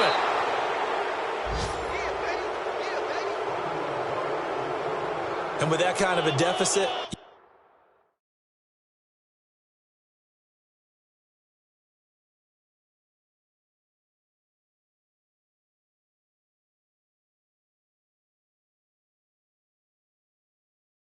You can't afford to make any kind of mistakes, but it's been pretty symptomatic of what we've seen all game with them, isn't it? Down this big in the fourth quarter. Yeah, you'd say an afternoon to forget, absolutely. Now after the fumble recovery, it's Brady. And he's in. Touchdown, Patriots. Chris Hogan, his 17th touchdown now on the season. And the Pats take advantage of field position on the turnover to cash this one in. Gostkowski with the extra point, and the lead will swell by one more.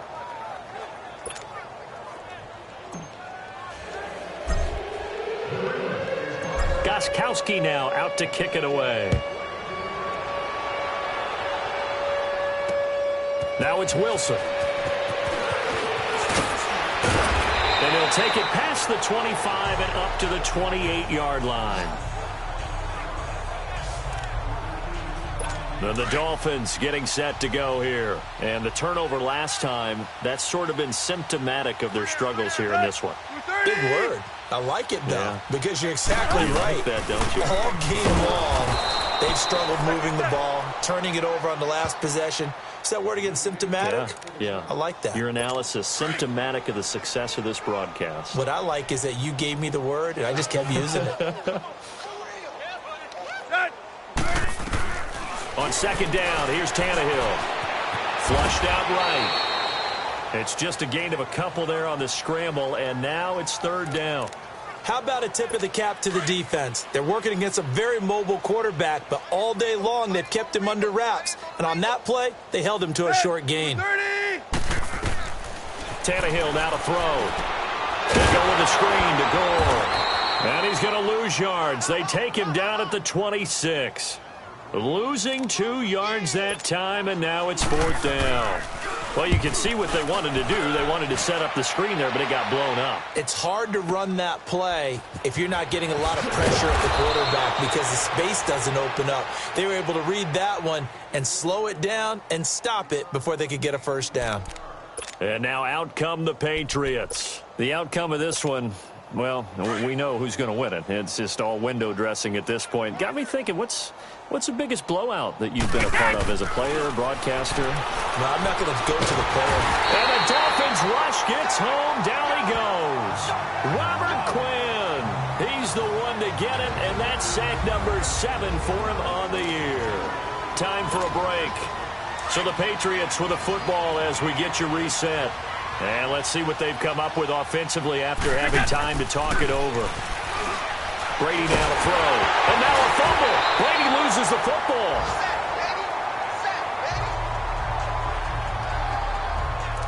So they escape, so to speak, maintaining the football. Defensively, though, opportunity miss. It definitely was because that's all defenses talk about.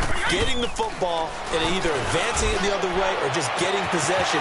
Philip Dorsett by himself. He's at the 30, 10, and they are going to score again. Yet another touchdown as they just add to their totals. There's no doubt in my mind. And do you hear that? Do you hear the... It's not scales, right? No. I don't hear scales. Do I actually hear a tune being warbled? I think the fat lady's humming. Yeah, she's doing more than humming. She's belting it out right now. Going. She's full bore. Yeah, this thing is flat out finished. Gostkowski the extra point, and that will extend this big lead. Gostkowski now out to kick it away. Now it's Wilson. And with a marker down, he's up just past the 25-yard line, but I think they're going to be going backwards. Let's check the call. Illegal block in the back. Return team.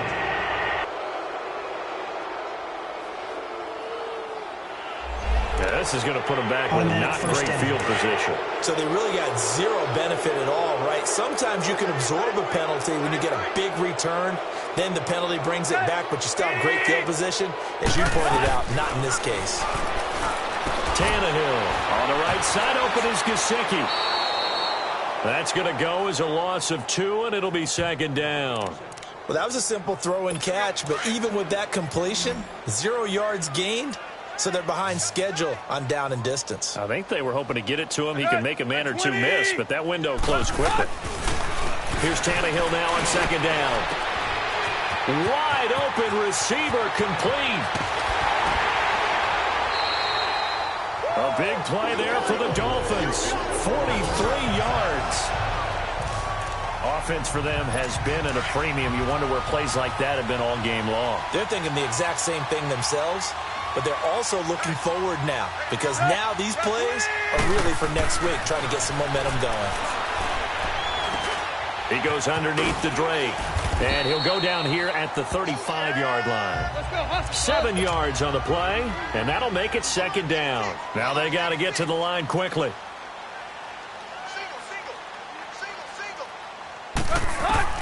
To the air again, Tannehill. He dumps it off to Drake. And they're able to get this one past the 30 to the 25-yard line. Now the Patriots going to use one of their timeouts. It's just their first. They've got 2 more to use here in the final stages. All right, so the timeout over and all 11 men back out onto the field for the defense. Tannehill on the offense with a 1st and 10. And he's 4 for 4 now, throwing the ball to start the drive. Again, Tannehill. Oh, the ball comes out on the hit, but they'll say it's incomplete. We've seen this quite a few times in this game. Offensive line unable to keep leverage, unable to keep people away, facing a lot of pressure. Fortunate just to get rid of it. One of the reasons they're down is that inability, though, to stop the pressure. We saw another example of it there. And his throw here's incomplete. He started out having some troubles back in the first half connecting with his receivers. Really hasn't gotten a whole lot better. Yeah, he's at less than 50%, and you and I both know that just won't do. So I would think about spreading things out, putting it on the receivers, make them win those one-on-one battles on the perimeter, and find their way open. And it's intercepted at the goal line. Picked off by Stephon Gilmore. Uses the spin. And he'll bring it all the way back, just a yard or two shy of midfield. Parker, the intended target. Just a little bit of a rough stretch. 6 interceptions now in these last 2 weeks combined. I know the easy thing is to go back to mechanics, footwork, things of that nature. I'm also wondering, is he getting fooled by what he's seeing on defense? Or has the scouting report changed? Are they showing him things different than what he expected? For the second week in a row, he's throwing it. And give him another 6. It's caught for a touchdown, and the blowout continues. I tell you, Charles, you play to the final whistle, I get that, but there are a few folks that might not be too happy with that score late in the game with it already well in hand. You seem a little squeamish about that last score. I struggle with this one. I struggle. But on the other, the argument, I get it, on the other side is, hey, do something about it. Stop them. I guarantee you, I know who was really excited. Fantasy owners who had them. Hey, listen, get the points for me. They're not worried about hurt feelings or anything like that. That's just new age stuff. Now it's Wilson.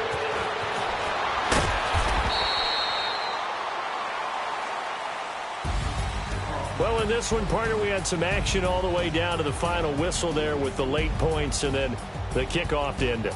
Yeah, and the best part about it is just seeing how teams battled all the way to the end, you know.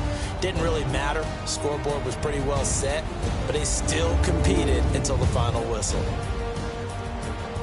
So for New England, the streak lives as they move to 13-0 now on the year.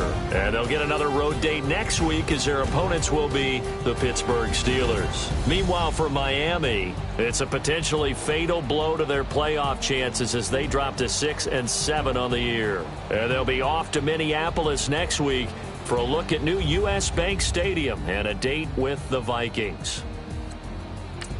That'll do it for us. I'm Brandon Gaut.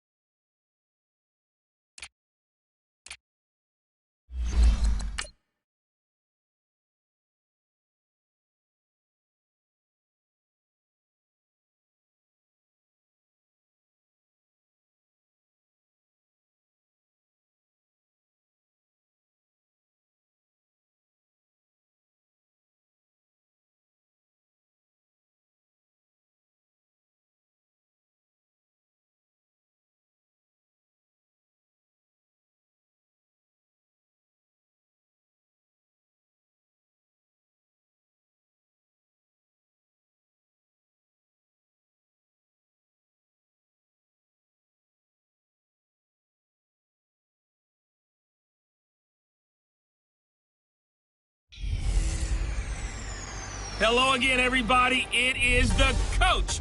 You're tuned in to Madden 19 on EA Sports.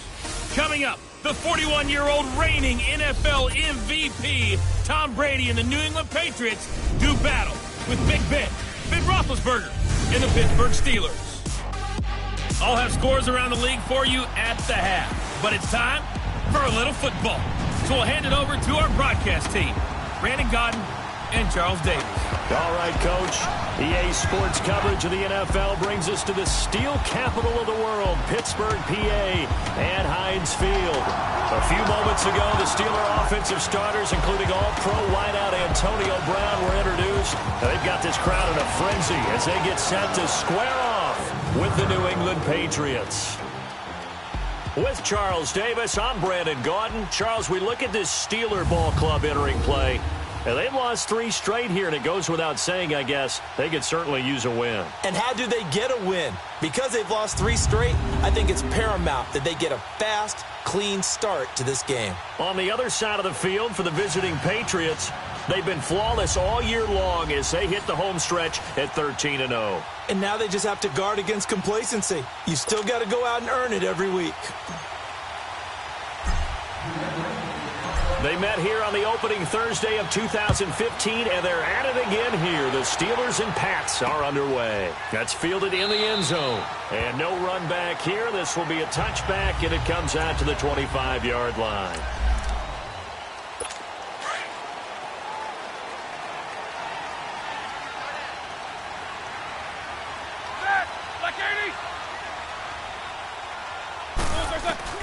Throwing now, Roethlisberger on first down.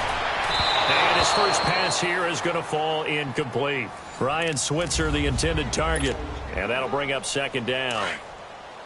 Had an open man that time, but ended up putting a little too much heat on it, don't you think, partner? Absolutely. Just needed a touch more air under it. Instead, he fired an absolute bullet. First carry for James Conner. And he'll wind up with about 6, up past the 30 to the 31. A quick burst there, and he nicely bit off a pretty decent gain. And they'll look to avoid an early 3-and-out here on 3rd and 4.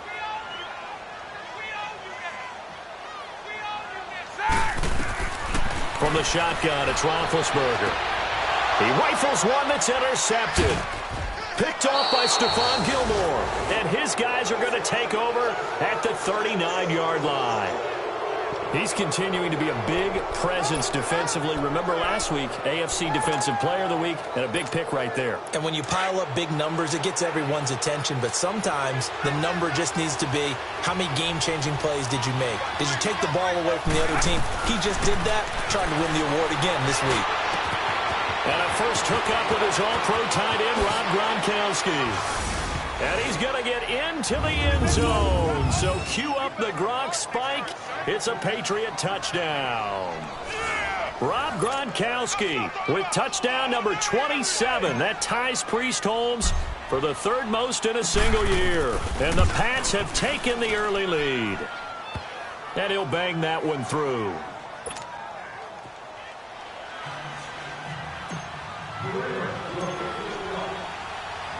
Gostkowski now out to kick it away. Here comes Ryan Switzer to return it. And it's a pretty good return here as he'll get it up to the 29-yard line. And Pittsburgh getting set to take the field. And following the interception, just any interception, are you a little bit more cautious when you start that next drive, or no, you just throw that out the window? I think you are. I don't think that there's any way you can run back out there and go, totally didn't. Accelerating, and off he goes. A big play that time for Pittsburgh. 64 yards on the ground. So he nearly took it the distance, gets him down inside the 10 for a 1st and goal. I'd love to be in his head right now, because is he rewarding himself for a great run, or is he kicking himself because he didn't get all the way to the goal line? And he goes backwards on this one, losing yardage to the 7. It's a loss of a yard there, and now 2nd down. Well, we just saw a great example of what we talked about with his coach prior to the game. He's definitely one of the better linebackers at reading a play and flowing to make the stop before it turns into something big. Now Roethlisberger to throw. This will be caught at about the 5. And the stop will come inside the 5 at the 4. That time the completion goes for 4 yards, and we're set up with a 3rd and goal.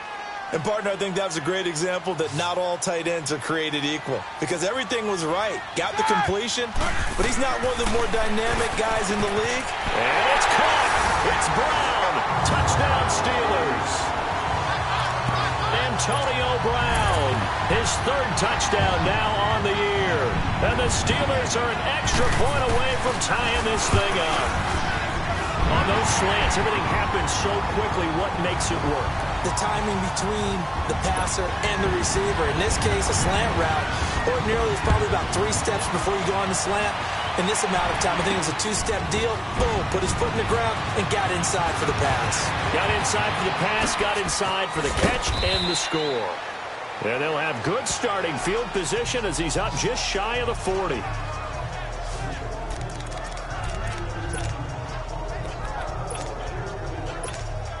The Patriot offense now set to come back out onto the field. And for them, a touchdown their last go-around. Obviously, they'll be hoping to do that again. And when you start plotting for this drive, when you start thinking to yourself, okay, what are we going to do?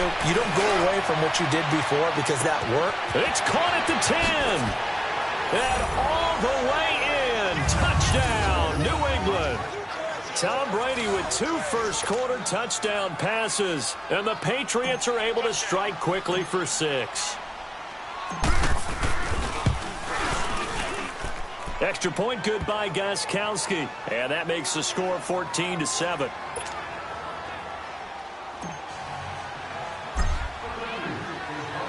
Gostkowski now out to kick it away. This will be taken to the back of the end zone.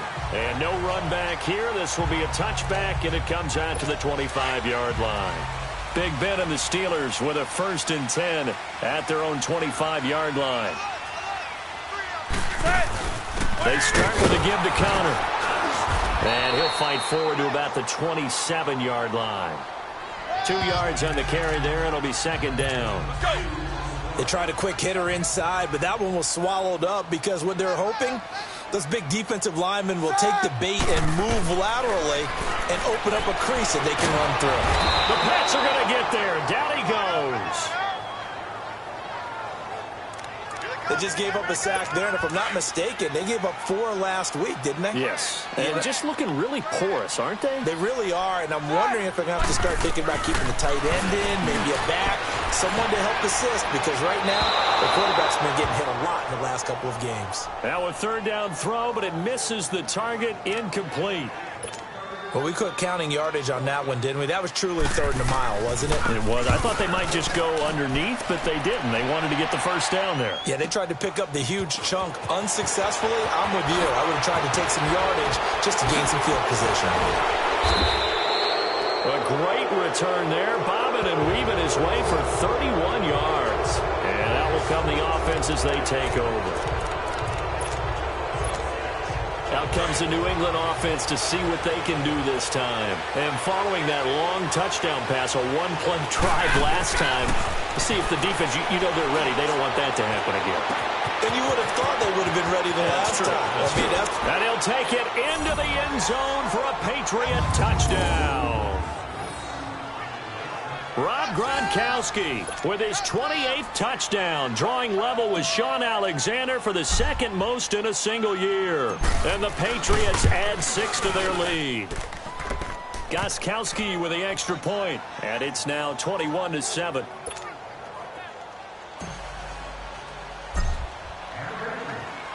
Gostkowski now out to kick it away. This is taken about 7 yards deep. And no run back here. This will be a touchback, and it comes out to the 25-yard line. And Pittsburgh getting set to take the field. And on the last go-around, they really couldn't get anything going. They had to punt from deep inside their own territory, which means you're going to lose the field position battle as a general rule. What they're looking for now is a little more consistency. Move the ball at least a few times on offense, get a couple of first downs, and hopefully flip the field. Yeah, just something to build off of. That's what they're looking for here. It's a tough one right there. He ran right into the teeth of the blitz as the linebacker was freed up in order to stuff that one for a loss. I think quarterbacks got to see that. Got to find a way to audible into something a little more advantageous. Nowhere to go that time. Might have gotten a yard up to the 25. And the Steelers on third down. Just 1 for 3 thus far. This is 3rd and 10. From the gun, it's Roethlisberger. And incomplete. The contact made the ball roam free and brings up 4th down. Anytime a defense can sit back in a zone like that, it tends to create a lot of congestion in the middle of the field. Makes it very hard to slot one in. Looked like I-4 at rush hour in your hometown of Orlando, Florida. An absolute mess. Powering his way forward. Cordero Patterson. And all the way in. Touchdown, New England. Cordero Patterson. 83 yards. And the Patriots add on to their lead.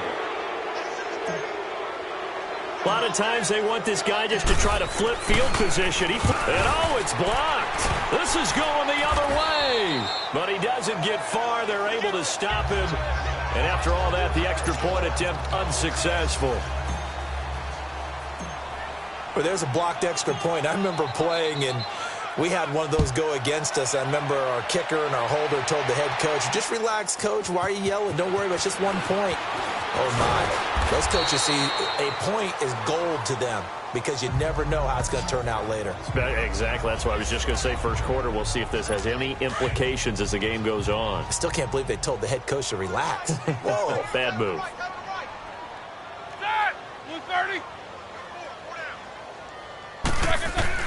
On first down, it's Roethlisberger. And he's taken down. Back at his own 7. Adrian Claymore in there for sack number 22 on the year. Just a half sack shy now of Michael Strahan's record of 22.5 set in 2001. Roethlisberger will hand the counter.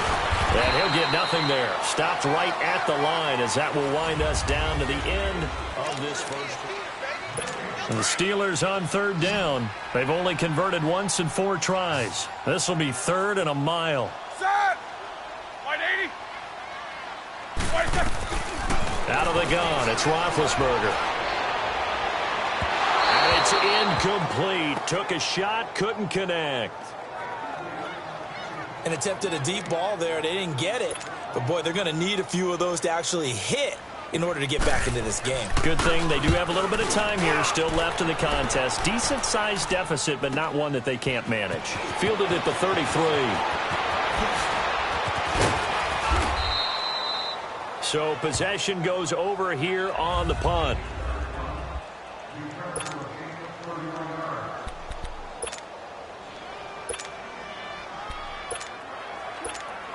The Patriots offense now. They work their way back onto the field. And the ledger for them so far looks pretty good, doesn't it? It certainly does. Touchdown, touchdown, touchdown. Not sure it can be much better than that. They've got to feel very good about the groove that they're in at this stage of the game. And he floated one out there incomplete. Looking for his all-pro tight end, Rob Gronkowski. That'll bring up 2nd down. So not to get too overcritical there because he knows what he's doing, but his shoulders looked a little off-kilter there when he threw that. I don't think you're being overly critical there. You're just analyzing it, and he gets those shoulders right. That pass will go from incomplete to complete. And his throw's going to be incomplete. Gronkowski the intended target, and it's 3rd down. I think it's pretty safe to say that when you're up 3 touchdowns, the last thing you want to do is hang one up there and put it in jeopardy and possibly get it intercepted. You got a nice lead. You should be able to protect it. If you get careless with the football, look out. And incomplete. A disappointing drop there defensively by the rookie. And now 4th down. Definitely worth taking another deep shot here. He's already found the end zone twice here in the first half. Yeah, go back to that same well. They've had trouble containing him, but able to contain him on that play. And Gostkowski's kick is good. And that will extend their lead even further. The bottom line, tremendous starting field position, really squandered there as they wind up going backwards and then come up with just 3. Well, getting the 3 turned out to be important. I can imagine the head coach when he ordered the field goal. Please salvage something out of this drive. That was not fun to watch. This is fielded at the chalk of the 10. And now running right through it. And a good return. He's across the 35-yard line, right around the 36. Pittsburgh's offense now heading back out onto the field. And right now these guys, they're shuffling a little bit, maybe doubting, because 3 straight drives have ended with him punting the football away. Yes, you start pointing fingers at each other a little bit, asking a lot of questions. What are you seeing? What are you getting? Maybe trying to narrow down your playbook a little bit and maybe get simpler rather than more complex in order to try and fashion together a drive. Set! 180! They'll run it now out of the gun. And he's going to be met at the line of scrimmage and taken down. Officially no gain on the play, and they're left with a 3rd and 8. No gain on that run, and while this team is down, they're not out of it by any stretch of the imagination.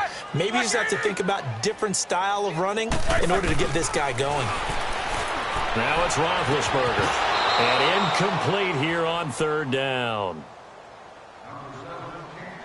Those passes out that far wide always make you hold your breath a little bit. Felt like it was in the air for a while. What it does is allows a defender to gain some ground, come from a long distance, and have a chance to affect the pass. He spins free. And he's loose again. And all the way in. Touchdown, New England. Cordero Patterson with touchdown number 2 in the game and now 11 on the year. And the Patriots continue to roll. Well, if you're into cheesy movies, you would title this one A Half to Remember, wouldn't you? His 2nd return touchdown of the game. What if I'm not into cheesy movies? Well, go ahead and get into it, man, because I just did it, and you're going to green light that one. How about those returns? Maybe they ought to think about not kicking him the ball. Yeah, they might want to go away from him in the future. solid return, pretty good field position. They'll start at the 32-yard line. The Steelers offense now, they get ready to head back on the field. These guys had to punt their last possession, and that's become too familiar of a refrain. Too many of these drives just wound up going nowhere. Well, you know how in baseball, when the pitcher gets a base hit and he's on base, they bring his jacket out to him to keep him warm? A lot of times the punter goes to the sideline, puts on sweatpants or a wrap over his leg to keep it warm. He might need a massage from the trainer right now from all the work he's getting. Everyone's got to be able to catch the football. Doesn't matter what position you play, but if you're on offense, be aware a ball may come your way. Now Roethlisberger, and he drops it incomplete, and their struggles continue here. Didn't have a receiver open downfield, and as it turned out, couldn't even find his outlet man because of the coverage. It was way too tight, unable to find anyone open. Like I said.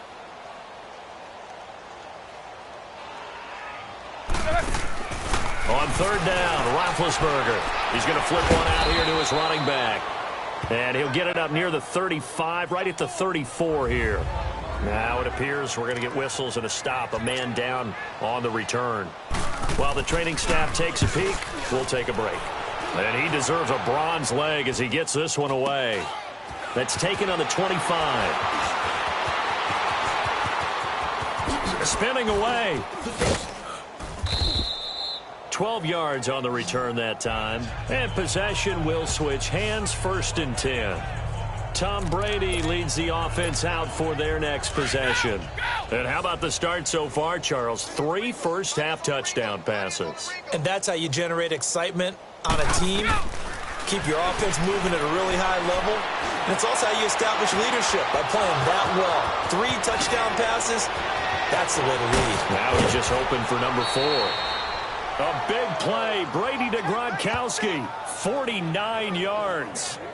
I've got to make sure that I don't take Tom Brady's greatness for granted, that we make it routine. How about that throw right there? Yeah. Another great completion. And you know one area where he honed his throwing? He was a catcher in high school. He was actually drafted by the Expos in 1995 in the 18th round. Wow, that would have been something to see him behind the dish. Think he's gunned down a few guys? Gunned down a few guys trying to steal second. That would have been fun to watch. Now Brady gets away with one. Lucky. Could have been intercepted, but it falls to the ground. I know in every game we do, we talk about momentum. That was a momentum play lost. And now there could be a letdown because they didn't get the interception. Yeah, you could almost hear the collective gasp on the sideline as he could not come up with that football. Now a 2nd down throw for the end zone, but it's incomplete. A missed opportunity for an interception would have killed off a drive. They had a chance there to finish things off. Didn't get it done. I guess that's why a lot of those guys do not play offense. And this is caught by Allen for a Patriots touchdown. The 4th touchdown pass of the game for Tom Brady. And the Patriots are pouring it on. Sometimes those tight ends are a mismatch. They found the mismatch there. And that's exactly why you want to draw up those types of plays, because coverage is just going to go to the natural guys, the guys that make the big plays on the outside. But if you work your tight end into it, that's a tough one for a defense to handle. Tough. They couldn't handle it. It worked out for 6. Switzer now to return. And a nice return sets him up pretty good here at the 30-yard line. And now out come the Steelers. And down on the scoreboard, certainly needing to avoid what happened on the last drive, punting the football.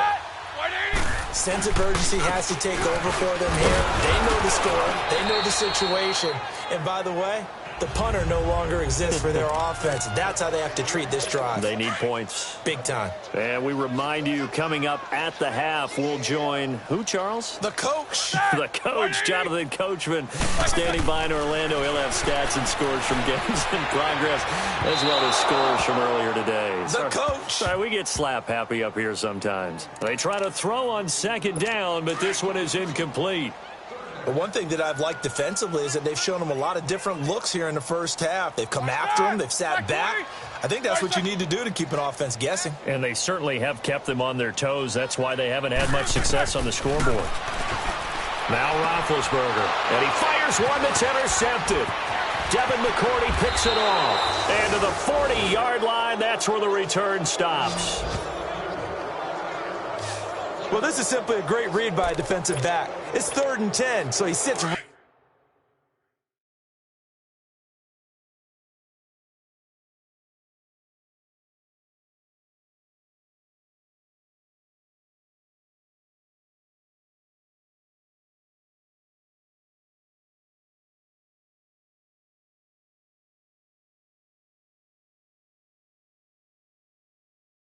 on where the yard-to-gain marker is, knows it's going to be a route around that distance, makes his read, breaks on the football, and makes a terrific play. To throw is Brady. He's going to air it out deep for Hogan. And caught by Hogan for a Patriot touchdown. 5 touchdown passes now for Tom Brady, and the Patriots continue to roll. Well, that didn't take long. The turnover instantly almost turning into points. And when that happens, a lot of teams have the mentality of let's strike right now. You've got them off balance after the turnover or the takeaway. Let's go get it. And that's exactly what they did. Gostkowski the extra point. And the route is on here in this first half. Gostkowski now out to kick it away. Switzer now to return. And he's up across the 25 and down at the 28-yard line. The Steelers offense now, they get ready to head back on the field.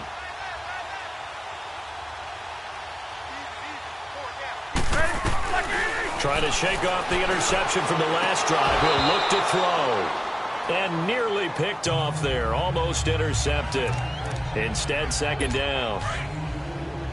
Some of the fans here don't seem too happy about what we've seen in this first half. No, not at all, and I understand why they look lethargic, out of sync, and this shows on the scoreboard. Throw left side complete. That's James. And he'll be brought down right at the 30 here. That throw good for only a couple. It brings up third down. From the gun on third down, it's Roethlisberger. Throwing for his running back, and he's got him complete. And they get him down, but not before he takes it across the 40-yard line. 12 yards that time, and a Pittsburgh first. On 1st and 10, it's Roethlisberger. And he goes down. It's a Patriot sack. Now before this second down play, we'll get whistles and a timeout, as the stoppage will come with a little under a minute to go in this first half. Now Roethlisberger to throw on second down. He'll find Juju Smith-Schuster. The Steelers signal for the second of their timeouts as they get the stoppage with a little over 50 seconds to go in the first half. Blue 30. Now Ben on third and long. And this is going to be incomplete. Not only was the call spot on, how about the execution of that defense right there? The zone was absolutely locked up tight. He was trying to force it in there on third down. But if there's a time to force it, he felt like he needed to make a play, right? Yeah, exactly right. Third down, you got to try and find something. There's nothing available there for him. A good return there, call it 13 yards. And the Patriots will have great starting position as they take over 1st and 10. And the Patriots gearing up to go now. They have been red hot, sometimes white hot here in this first half. They're just looking to add to that total right now. And this has to serve as a reminder to myself because so many times I get wrapped up in the play calling, how they've sequenced things, how it's run. But you know, at the end of the day, it's still execution. Those guys out on the field, and right now they are locked in and really looking good. They'll try to continue to be locked in here as we get ready to approach halftime. Now Brady. He's going to rifle one deep left side. That's caught inside the 20. And he's in. Touchdown, Patriots. Julian Edelman with touchdown number 7 on the year. And the Patriots are pouring it on. I heard a coach talk about those late-in-the-half scores, especially ones that give your team a pretty decent cushion. He said those could be the ones that could finish off a squad if you let them. Yeah, they've got the cushion. This half has been theirs. Gostkowski now out to kick it away. Switzer now to return. And a a good return. He's across the 35-yard line, right around the 36. And Pittsburgh getting set to take the field. And with time quickly fading here in the second quarter, not sure how aggressively, offensively they want to play this. I think we'll find out just how much. And they get to him with a pressure as Roethlisberger goes down. Kyle Van Noy in there to drop him for his 5th sack of the year. Sacks a growing theme in this first half. This is 2nd and long. Now it's counter. And this will go as a short gain on what will be the final act of this first half. Well, that came a little abruptly here. Still working on my apple up in the booth. Hang on here. Let me spit this out. And we can get to the third quarter now. Oh, nice spin. Oh, that brought back bad memories. And he'll return this one all the way onto the other side of the field. Now, that's the kind of return that warms the heart of a special teams coach. He'll be pushing us next time, Brandon, to make sure his guys are introduced in the starting lineups. These guys have such an influence on every game. The unsung heroes, remember, they have their own meetings, their own practice time, heck, their own spot on the bench in order to be ready to play each and every week. Wide open, Gronkowski. And he's going to get this one down to the edge of the red zone. A good pickup there, 26 yards. And with that last play, he's now up over that 300-yard mark. And in today's NFL, it almost feels routine. And I hate that when you talk about a 300-yard passing game. To me, 300 yards still signifies excellence, and he's achieved that in this performance. The throw there by Brady intended for Gronkowski, but incomplete. It's a lot of contact going on there, and in the end, unable to keep 2 hands on the football and bring it into his body. Everything looked pretty good until the finish. Here's Brady to throw. And the hit jarred it loose. It's incomplete.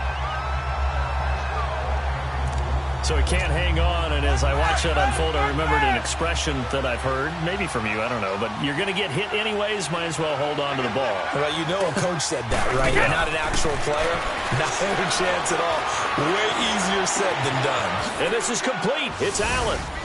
And he'll take it into the end zone for a Patriot touchdown. Dwayne Allen with his 2nd touchdown of the game, number 8 on the season. And the Patriots continue to roll. Extra point good by Gostkowski. In order to lead in a game, you're going to get plenty of contributors, but that's his 2nd touchdown catch of this game. He's one of the key guys in this one. And you better believe he'll be looking for the hat trick here as this one continues to go. This is taken about 7 yards deep. And no run back here. This will be a touchback, and it comes out to the 25-yard line. Big Ben and the Steelers with a 1st and 10 at their 25-yard line. Set! Lock 80! Roethlisberger. And his pass incomplete. Antonio Brown, the intended receiver. And now it's 2nd down.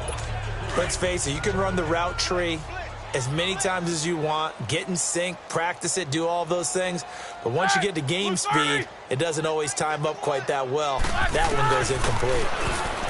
To throw here, Roethlisberger. It's complete to Brown, right side. And he'll get it up to the 33-yard line. 8 yards on the completion, but now they face 3rd down. These guys have punted 4 times already, and they're staring at a 5th, barring a conversion here on 3rd down. On 3rd down, that's Connor, and he will have a 1st down as they get him to the ground at the 37. Just 4 yards on the pickup, but that's good enough to extend the drive. Well, someone's been having a good game so far, and you know something? A lot of it's been power running. They decided to turn him loose again on 3rd down, didn't they? They did indeed. He delivered the tough yards. And that play went nowhere. Losing yardage. It'll be back at the 36. Well, I know it goes against the instincts of the person catching the ball because all you're ever taught is catch the football, don't drop it. But drop it there. Yeah, in that situation, dropping it would have been better. End up losing yardage. And they get to him with a pressure as Roethlisberger goes down. And it's Roethlisberger, their captain. He's the one who's still down on the ground here. While the trainers take a look, will step aside. Need something from deep in the bag of tricks here after first and second down went backwards. It's third and very long. 39! Green 39! Hot! Hot! Now it's the backup Rudolph. Into a double team, and it's intercepted. Picked off by Patrick Chung, and they'll set up shop right near midfield at the 49-yard line. So the first interception of his career under center, and you knew it was going to happen sooner or later. It has to. And I know he feels like the world is just tumbling down at this moment, but there's got to be some veteran somewhere, some mentor that's going to tell him, hang in there, my man. Plenty more to come. Keep firing. Open man left side is Gronkowski. And he takes it down deep into Pittsburgh territory. That one goes for 36 yards. Brandon, with the way things are going with Tom Brady finding Gronk as many times as he has in this game and the team is winning, you think at some point maybe even Brady will do the Gronk dance? Well, if he does that Gronk dance, Davis, that means you have to do that Gronk dance. Trust me, partner, no one wants to see me do the Gronk dance. Your wife? No one. Oh, and it's incomplete. That would have been big in the end zone if he could have held on. Instead, it's second down. Not only did they drop what looked like an interception in the end zone, they blew a golden opportunity to shift the momentum. Here's Brady. Pressure comes, and the Steelers take him down.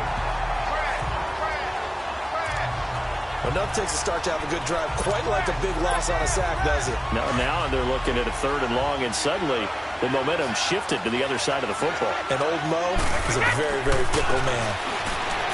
Throwing now is Brady. And that's going to be caught for a Patriot touchdown. Philip Dorsett, touchdown number 18 on the year. And the Patriots are pouring it on. And it was a tight window. He knew he had to rocket that thing in there. He got it done.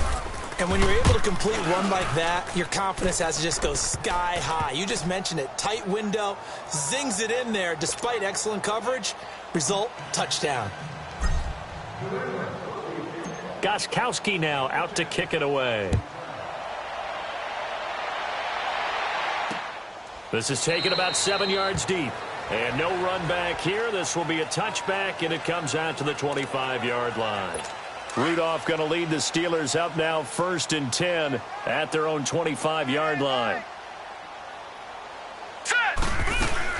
It's Connor as they stay on the ground. And not a whole lot doing there as he'll get it up to about the 28-yard line. 3 yards on the pickup there, and it'll be second down. They tried a quick hitter inside, but that one was swallowed up because what they're hoping, those big defensive linemen will take the bait and move laterally and open up a crease that they can run through. It didn't happen on that play. And this will go for 5 up to the 33. And that's one of the reasons you like to blitz even on rundowns. It confuses the blocking assignments and doesn't allow those offensive linemen to get up to the second level. Here we go now. On third down. That's Connor, and he's taken down at the 43, but not before picking up the first. It's a 9-yard gain, and it keeps the drive moving. We all love to have a home run hitter in the backfield. Guy can take it the distance, but in short yardage, trying to pick up first downs, that big guy, always a nice luxury to have, isn't he? Now a play fake here on first down. And he is going to be taken down. And that should be the final play of this third quarter. Back now in Pittsburgh. And this is a blowout so far as we get set for the fourth quarter. A very one-sided affair. Hurry up, here we go. Green 39. Here's Rudolph now on second down. Man open left side is Brown. And he'll be taken down at the 46-yard line. They get 11 back on that one. It leads to third down. Partney sold the go route really well. Thought he was going deep, then curled it back inside for a nice completion. DBs love when they pump the brakes, don't they? Yeah, that's really a whole lot of fun. It's almost like you said, listen, if you're going to sell the go, just go. And let's see who's faster. Now he'll dump it underneath to his running back, complete. And he will have the first down as he gets this to the 47. 8 yards on the pickup there, and it moves the sticks. It's a nice job hitting him on the angle route there. Come out the backfield, cutting sharply across the middle. And that's good timing between the quarterback and his receiver. Effective third down play to move the chains. Here's Rudolph, and he's got his man, the tight end, McDonald. And he'll be taken down at the 44-yard line. The completion good for 3, and it's second down. One thing you're hoping for when you run drag routes, you're able to hit a receiver in stride, and he can pick up a lot of yardage after the catch. But in this situation, the defense was effective, able to stop him before he could get a good head of steam going. And he will go down outside of the pocket for a sack. Tried to get away, but could not. This offensive line flat out cannot handle this pass rush. We've seen it demonstrated time and time again to the tune of 7 sacks in this game thus far. Throwing on third down, here's Rudolph. And this one is incomplete. This defense was definitely alert to the possibility of the deep ball, and they were more than ready for it. They've got the lead, fourth quarter. Maybe can expect more passes like that downfield.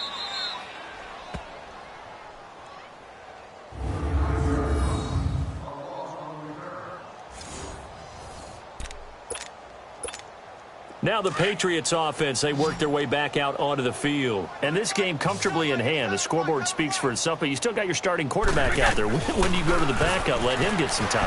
And that's one of the great questions in the NFL, Brandon, because I'm just going to tell you, in the 2015 season, I commentated on 3 games in a row that were blowouts.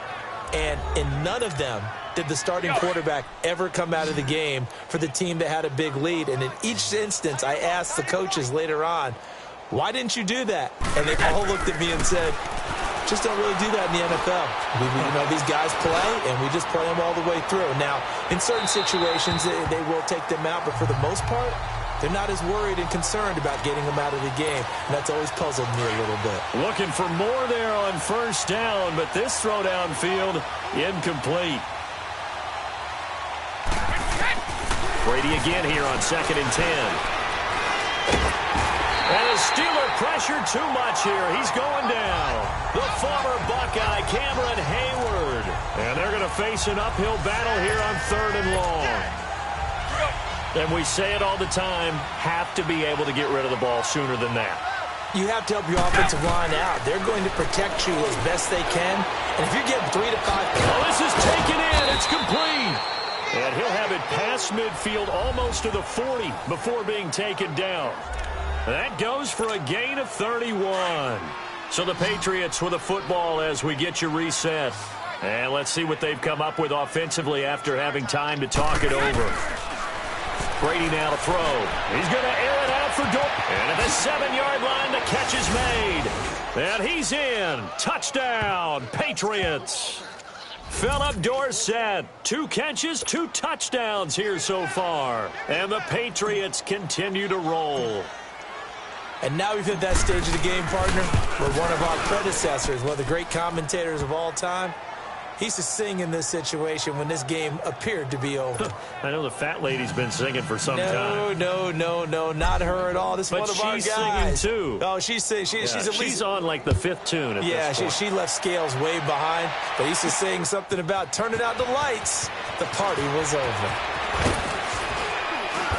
And all that worked, but he stopped where he ultimately would have been had he simply taken a knee, and that's the 25-yard line. And Pittsburgh getting set to take the field. They've lost this one. Their offense has struggled. Do they try to put together something here at the end just to take into next week? Yeah, sometimes teams want to do that and coaches want to. I remember one time I was on a team and we were losing late in the game like this, and you knew it was lost. It was over, right? And the coach called a running play and pretty much said to everyone, I want to see something executed well before we get out of here. And that was the message to the team. Just something to build on. Just something to build on, get it done, and maybe we can look at that and say, we'll get better as we go forward. And he'll be brought down right at the 30 here. 6 yards is the pickup, and that'll lead to a 3rd down. Hard to believe his first catch of the game defensively. They bottled him up. That's why they're well on their way to victory. Put your best cover guy on him and then change the coverages behind him throughout the game. Brackets, double, zone, man. Trying for Brown, and it's intercepted. Picked off by Jason McCourty. Dances by at the 20. And he takes this one back into the end zone. And the Patriot defense has a touchdown. That's the story of the game. They've been suffocating all game long on defense. They were suffocating there again in a big way. And they've done it not just by out-athleting them, which is often the case, but by being able to adjust to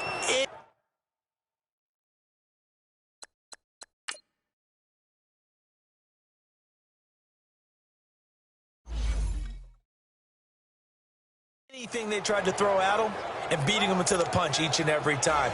This was a defense that was well prepared. So they'll get another shot on offense following that pick six, and now the kick is away.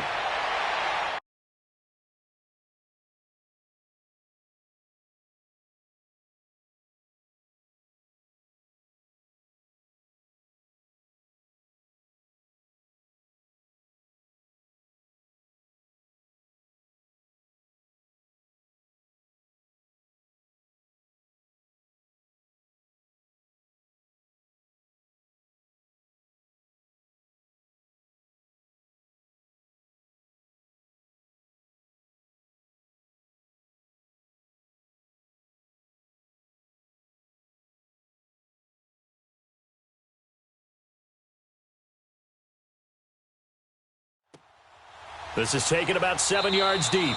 And no run back here. This will be a touchback, and it comes out to the 25-yard line.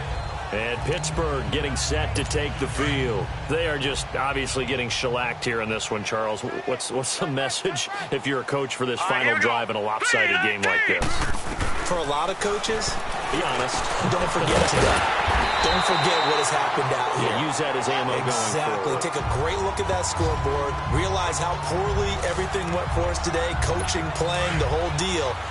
And never forget it, because you're not going to want that feeling again. No, you don't want that feeling again. And who knows? You may meet up with this team again.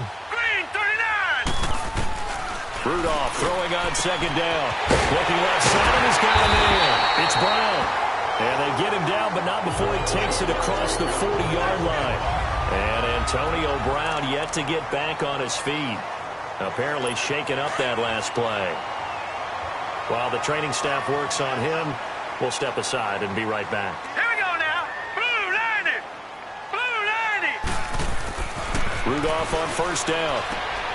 He'll get this one to Switzer. And he'll go down right around the 47 this time. The completion good for 3, and it's second down. That first down completion only netted him 3. 2nd and 7. Here we go now. Green 39. Green 39. Back to the air, Rudolph. And it's going to be incomplete. 12 seconds left. All right, that one fell incomplete there, but the best quarterbacks, they'll miss on 40% of their throws, somewhere in that neighborhood, similar to a great hitter in baseball who's going to fail 7 out of 10 times and still have a great year. In this case, you want perfection, but way better that it hits the ground instead of going to an opposite color jersey. And now the third down throw incomplete as well. Sometimes it's just not your day. There's another failure right there on third down. Barry on to punt as he gets this one away.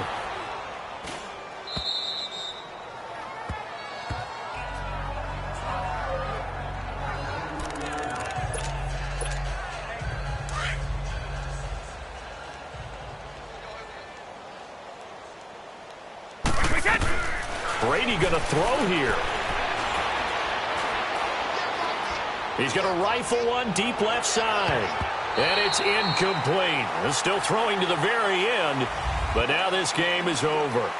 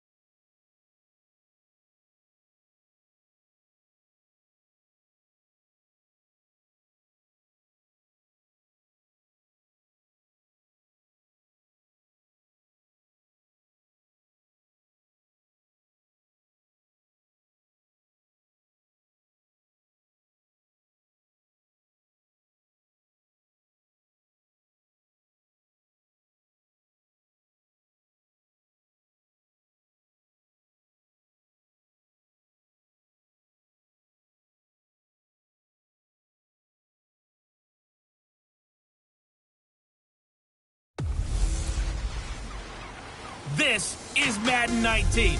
I'm the coach. You're locked into the NFL on EA Sports. Coming up, we'll see the Buffalo Bills and their rookie quarterback drafted 7th overall, Josh Allen. They match up with Tom Brady and the New England Patriots. I'll be back with you again with scores around the league at halftime. But kickoff right around the corner. And standing by to call the action, here are Brandon Gaudin and Charles Davis. All right, Coach, thank you. EA Sports coverage of the National Football League brings us to Gillette Stadium in Foxborough, Mass.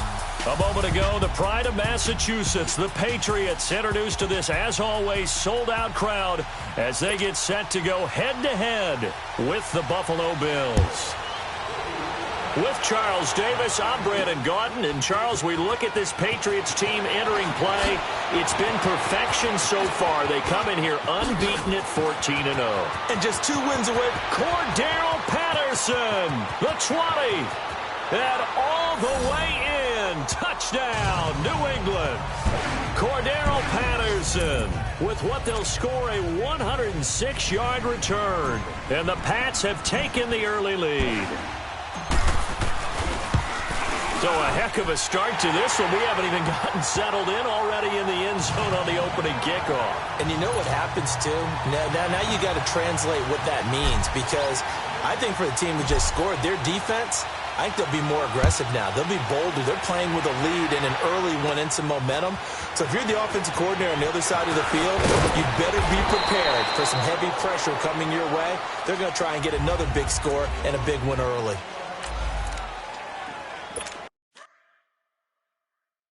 Line of scrimmage, the 31 now on 1st and 10. Hurry up, here we go. Blue, line it. Now the first carry for the former Jaguar. This is Chris Ivory. And he'll get this up only to about the 33. Give him 3 on 1st down.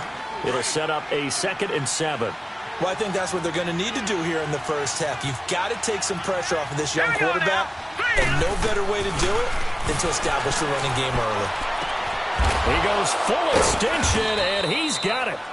And they'll get it up just short of the 45 at the 44.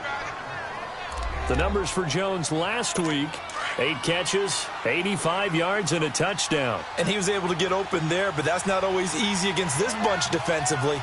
We are deep enough into the season where numbers count. This is the #1 rated defense in the NFL. He'll have a tough time. On 1st down, this is Ivory.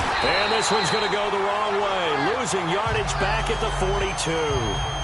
It's a loss of 2 there, bringing up 2nd down. So a look here at the key inactives, and we got this list before the game down on the field. They tell us the same thing every time, don't they? Next man up. No excuses. Be ready to play. That's the mantra of every organization. The key is having guys on the roster who are capable of filling in and playing at a high level. That's when you know you've drafted well, scouted free agents well, and stocked your team just the way you're supposed to. A 2nd down pass play there, but it's incomplete. Sometimes the coverage is so good, no matter what you're doing on offense, you just can't shake anyone free. They try their best to find someone open, but they took away every passing alley, every angle. Into double coverage, and it's intercepted. Picked off by Patrick Chung, and he'll take it across midfield and down to the 48-yard line. They are in a zone. Remember, folks, 4 interceptions for this defense a week ago. First drive, make it number 5. And the focal point will be the people who pick the ball out of the air. But let's not forget, to make that happen, it has to be an excellent pass rush, terrific coverage where they are plastered to the receivers, and then, of course, taking it away, making the catch, and going in the other direction. I think it all came together there. In-breaking route, drove it with excellent pace. Money throw right there to move the sticks. To throw, it's Brady. As a man, and it's Edelman for the Patriot touchdown. Julian Edelman with touchdown number 8 on the year. And the Patriots add 6 to their lead. And what a moment we have just witnessed. We have a new all-time passing touchdown leader. And how fortunate are we to be here to witness this in person, to see someone take their spot at the top of the list, one of the all-time great records in sports.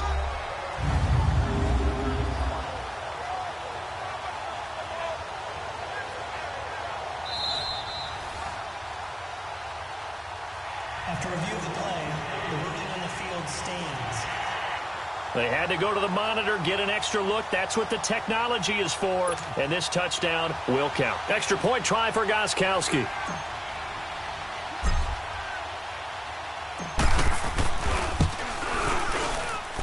Gostkowski with the extra point. And that'll make the score 14-0.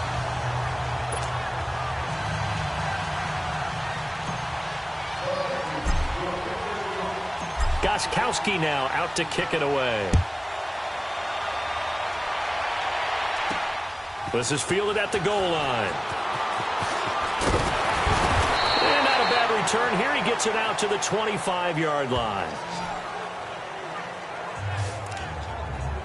And the Bills getting set to go. Already down 2 touchdowns here in the first half. This becomes a pretty important drive, doesn't it? It certainly does, and a lot of teams script plays. We know that, right? They have a script to start the ball game, and typically those scripts go between 12 and 24, 25 plays. Down 2 touchdowns early, Probably not very deep into their script. I think that they'll stay with it. I don't think they'll abandon it just yet and try and generate some offense on this drive. Anything. At least 3 points, get that 0 off the board. Allen going to throw. Oh, he dropped it. They were looking for him in the middle third. He couldn't catch it. Now third down. And this pass defense, they were sensational in the win last week, and they're looking good here so far in this first quarter. You know, we often talk about how offenses get locked in, and that runs over multiple games where they're really, in that zone. Defenses can be the exact same way. I think we're seeing an example of it here. And this is brought in by Pryor. And they get him down, but not before he takes it across the 40-yard line. First time they've hooked up here. Good for 17 and a first down. One thing I can say pretty safely, that route is not called if you don't have a guy who can throw the ball and put some mustard on it. Because if you're going to volley... Blitz coming, and down he goes. They said there was a lot of discussion in their defensive team meeting room after last week's performance. They had 7 sacks. Something in the water. There's one in the first quarter. A lot of discussion, a lot of excitement, because now everyone wants to get involved with this. Who's going to continue that process? Who's going to get to the quarterback this week? But they have to be careful. When you have that much pressure, they want to use it against you. Draws, screens, those types of plays. See if they do that. On third and long, it's Allen. The Pats are going to get there. Down he goes. Lawrence Guy in there to get him for a loss of 9, and that'll lead to fourth down. Well, that's the second time they've gotten to Brady, and you've got to do it a variety of ways. You want your regular pressure. Sometimes you have to bring extra. But in this case, they got to him, and that just doesn't happen very often. It's a rarity. He's just such a veteran. His pocket presence so good. But, hey, tip of the cap to the D. So Brady and the Pats take over 1st and 10 at their own 42.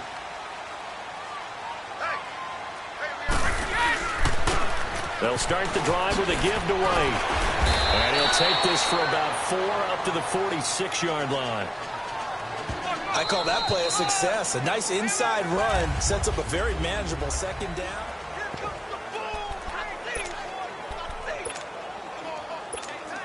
We go.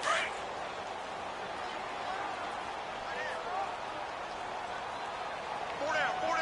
Wait, we get. Now Brady throwing on second down. And a first hookup with his all-pro tight end, Rob Gronkowski. And a nice gain of 21 yards. And they better put that ball to the side, because with that catch, he's a new single-season receiving yards record holder. What a fantastic year. And we saw it start early, didn't we, partner? Right out of the gate. We knew he was going to have a tremendous year, but who knew it would culminate in breaking this all-time record. Now a throw to the end zone on first down, but it winds up incomplete. You're down 2 touchdowns. You just know defensively you absolutely have to come up with a big play. That nearly was one right there. Looked over at the sideline immediately after the drop and just saw the dejection. They felt it. They thought he had it. Unfortunately, couldn't come up with it. Toward the sideline, and look at that catch. Dragging the toes, and that's going to be a first down. Well done. A really nice gain of 25 yards. Solid catch there for a man who's been so brilliant this year. Worth pointing out, as we were talking about earlier, there has never in the 60-year history of the award been a pass catcher, tight end or wide receiver, that has taken home the MVP trophy. And the best receivers I've talked with, they know that stat, and it drives them crazy because they understand that without a quarterback, they don't make the plays that they make. But they also don't feel like they get enough credit for bailing out some of the throws the quarterbacks make. Absolutely. Takes 2 to tango. Second and goal from the 1. Brady's going to sneak it. And they'll bring him down after just a short pickup. Only a yard there on the keeper, and that's going to leave him with a third down. Yeah, partner, they went a little conservative, didn't they? And they ended up marking it short. And now I wonder, will they even do it again? And he's over the line and into the end zone for a Patriot score. Tom Brady with his second touchdown here in this first half. And the Patriots add on to their lead. So he's able to sneak it in, and credit to the guys up front. Oh, without a doubt, because they have the leverage on this play. We always talk about low man wins and one-on-one battles. That's exactly what happened there. Their offensive line, lower than the defensive front. And that'll carry over the back line of the end zone for a touchback. The Bills offense now, they get set to head back onto the field. And some dangerous territory. You're already down 3 scores. A 3-and-out here, or an inability to put any points up. This one might be over by half. Again, what you also have to guard against is calling every play for a big shot downfield. You know, thinking you're going to get all these points back on one drive.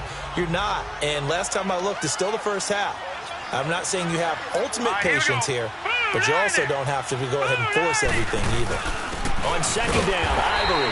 And this time he's not going anywhere. They'll get him down right at the line of scrimmage.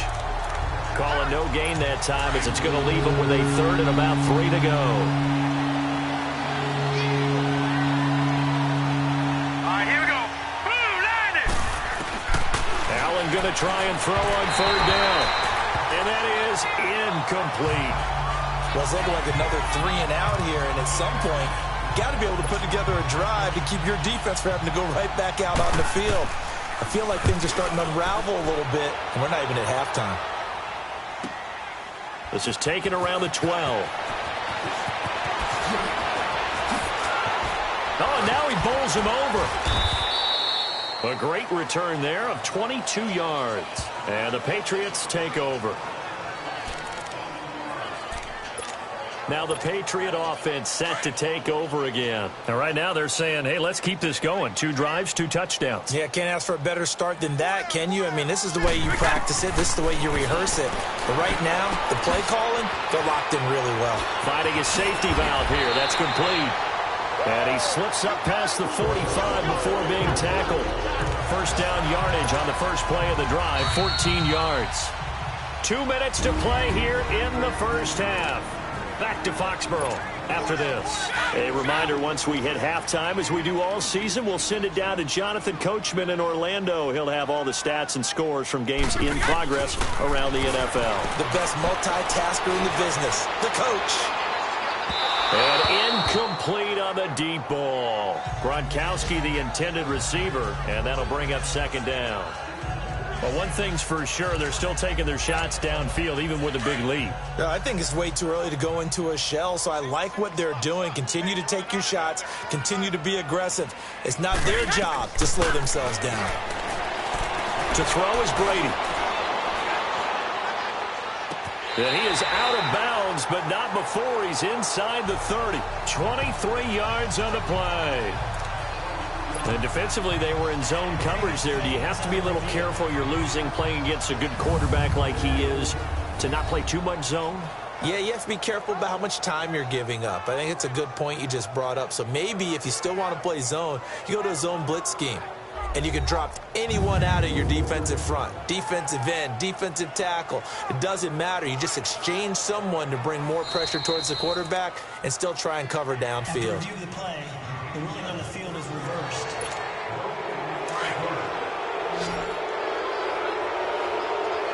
Partner, they're less than 2 minutes to go in the game, which means that this challenge was initiated by the fellas in New York. And if you're the coach, you're thinking, thank you, New York. Well, he's caught on the sideline, but he's not going to have a first down. They say he was out of bounds, so a big call there. That brings up 4th. And that's a crusher right there. Had his man open for a first down, threw a fastball when that wasn't necessary. Incomplete pass. When are these quarterbacks going to learn? You don't get extra points for how hard you throw the football. He's going to air it out for that's caught inside the 20. And all the way in. Touchdown, New England. Philip Dorsett with touchdown number 20 on the year. And the Patriots add 6 to their lead. Wow, talk about a big 4th down conversion for the score. Defensively, how do you let that happen? I think you start with the offense, and you give them credit for going for it and having that kind of, well, let's face it, audacity. But defensively, I think you're right on target, partner. There's no way something like that's supposed to happen in that situation. You're supposed to be able to shut that down and get the ball back for your own team. Instead, they give up not just a big play, but a touchdown.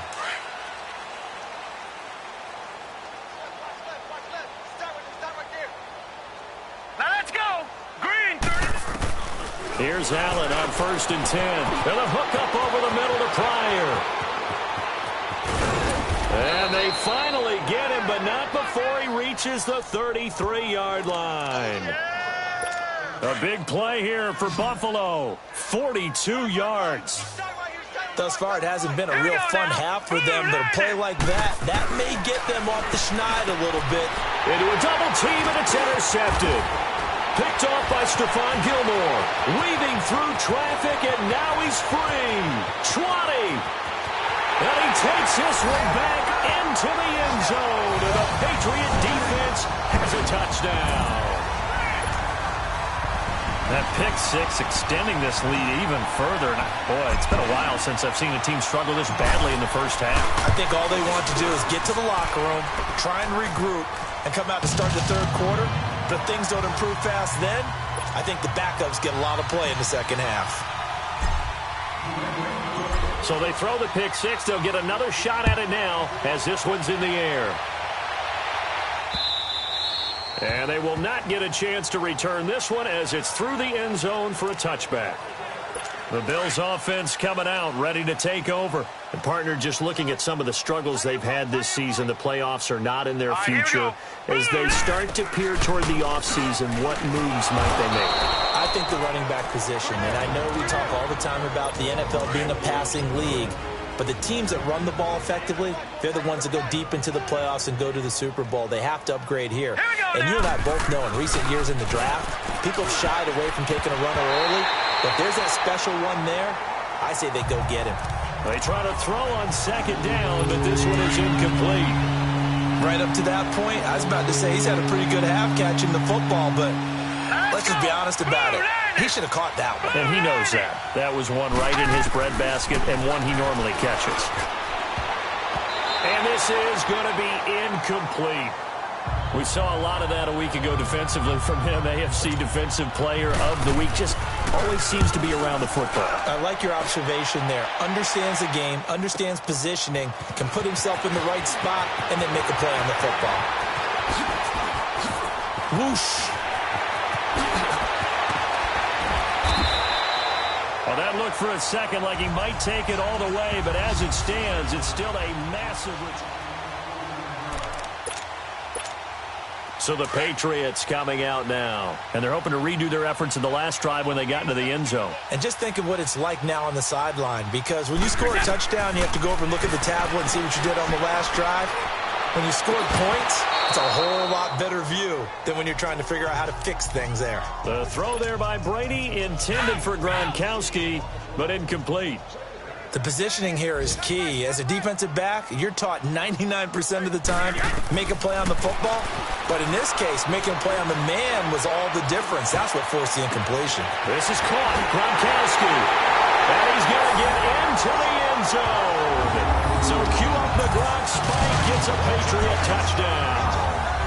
Tom Brady, his third touchdown pass of this first half. And the Patriots are pouring it on. Gostkowski for the point after.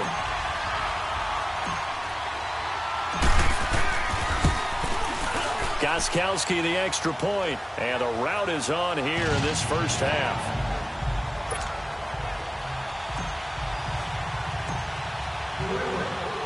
Gostkowski now out to kick it away. This will be taken to the back of the end zone. And not wanting to risk anything here late in the half, he'll just take a knee and they'll bring the football out to the 25. Clock at 20 seconds to go in the half as they come up 1st and 10. All right, here we go. 3-19. They start on the ground with Ivory. And he'll fight forward to about the 27-yard line. 2 yards on the pickup there. It'll be 2nd and 8. They'll break the huddle, come up on 2nd and 8 at the 27-yard line. Hurry up, here we go. Green 39. They give it to Ivory. And he will lose yardage here back at the 23-yard line. So we've reached halftime here at Gillette Stadium with the Patriots on top. As we'll send you down the coast now to Orlando, that's where we find Jonathan Coachman, ready with our EA Sports Halftime Report. Coach. Okay, Brandon, thanks very much. The weather might be cold, but the playoff races are heating up here on this final Sunday before Christmas. So let's get to it. We'll start with North versus South in the Sunshine State. Jacksonville traveling down I-95 to take on Miami. And that one just before halftime with the Jaguars out on top. The Jags trying to finish that one off and claim victory. From there, we're off to Tennessee to check on the Titans at home in Nashville. And it's the visiting Washington Redskins who have the lead in that one. Jameson. Due to time constraints, we move you forward in today's broadcast to the beginning of the third quarter. Both teams appear ready for the fight ahead, and we resume action here in quarter number 3. And this will be a touchback as that sails over the end line. Out come the Bills now as they'll go on offense first here in this third quarter. They come out here with a 0 on the scoreboard. What was said in that locker room? That's what I want to know.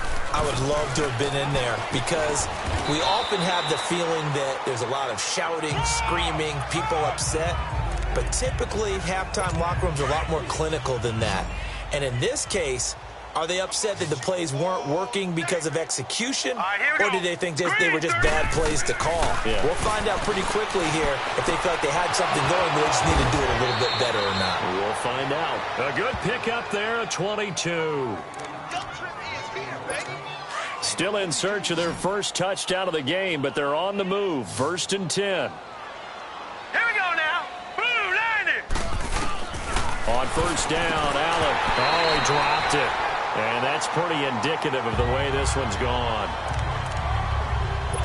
I know tight ends love this route because a lot of times they'll fake a block first and get a little bit of space and then come across the middle because in their mind, they're thinking catch the ball and then drop the hammer. And he's going to be intercepted a third time. Picked off by Patrick Chung. And he'll return this ball across midfield to the 47-yard line. He has been interception-prone here in his rookie season. How patient can they be with him? That is the key question, isn't it? A lot of it depends on the head coach, what type of defense you have, and just a general understanding of the makeup of him. But the bottom line is you posed a great question. Are they at the stage where they run out of patience and now they get to demand production? Or do you continue to stay with him this way? A very nice pickup of 33 yards. If post pattern is often equated as a change-up route, how about when you throw it to your big guy down the center of the field? Covered or not, you have great confidence he's going to come down with the football. And when he does, as we just saw, long game. And he'll take it into the end zone for a Patriot touchdown. The fourth touchdown pass of the game for Tom Brady. And the forced turnover on defense leads to 6 points. He's still one of the best tight ends in the game, and while he has no shortage of things he can do once his playing days are over, I think that touchdown just signaled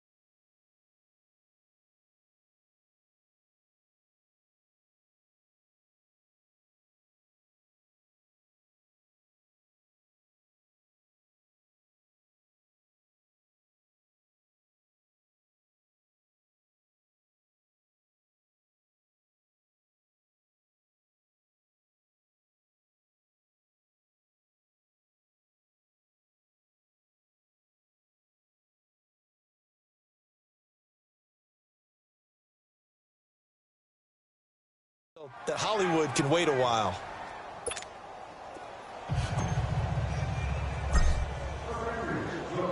Gostkowski now out to kick it away. And this will not be returnable. It's out of the back of the end zone for a touchback. Now the Bills offense gets ready to head back onto the field. And 3 interceptions in this game. And I would have to think, I wasn't a quarterback, but number 4 is kind of, you're like, oh, man, I can't throw 4. No, and what's interesting is, what do the coaches decide to do now? Having thrown 3, do you alter your offensive strategy? Do you take the ball out of his hands and maybe turn to the running game?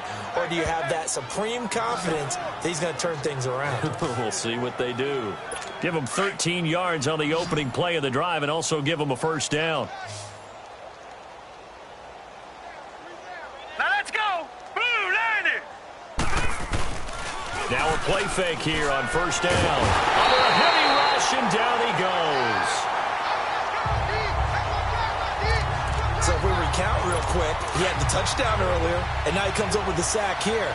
No doubt about it, he's having himself a game. All right, here we go. On second down, here's Allen. That is incomplete.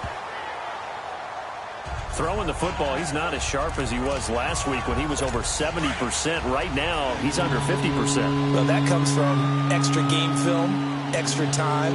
You know those guys watched him all week, saw how precise he was, and constructed a defense to try and chip away at that. And thus far, they've been successful.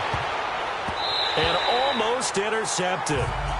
That would have been his 3rd pick in this game alone. Instead, 4th down. What a difference a week makes. Last week, he hit on over 80% of his passes. This week, he's down under 50%. What do you see as the difference? Well, I think we're used to seeing a drop. If someone's over 80%, they're not going to hold that number, not in this league. But a drop under 50%, that just tells me that the defense, they spent a lot of extra time on game films and came up with a really good plan to try and chip away at his timing. Throwing left side, he's got Gronk, complete. And he takes this one down almost all the way to the 30. A gain of 39 that time. On any given pass play, you never know exactly where your exit points are going to be. On this play, he was flushed to his left, still on the run, able to accurately throw the football for a nice. Here's White. And that play is blown up, losing yardage back at the 35. A loss of a full 3 yards, and now it's second down. Yeah, let me puff out my chest a little bit, even though I'm not rooting for either team. That was a really nice defensive play. It's awfully fun to watch, even in an offensive game. Look at the spin. Balance. And he's going to get this down near the 20-yard line. 14 yards is the pickup there, and a New England first down. They're trying to show that they can run the ball and protect this lead. Give it to the backs, play a little bit of keep away, don't you think? And that's probably a good philosophy at this point, going to make that defense stand up and stop him. Trying to get out wide, but he's going to be tackled right near the line of scrimmage. Tackle made there by Matt Milano. I know that speed is the hallmark of today's NFL game, but the key to good rushing defense is still having your linebackers set the edge.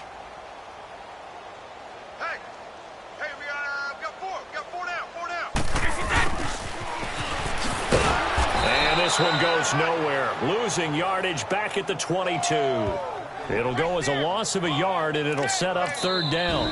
Now the offense going to use the first of their timeouts. That'll leave them with 2 remaining. We'll be back after this.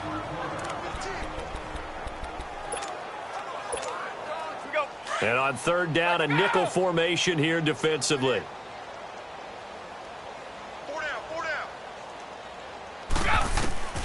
From the gun, it's Brady.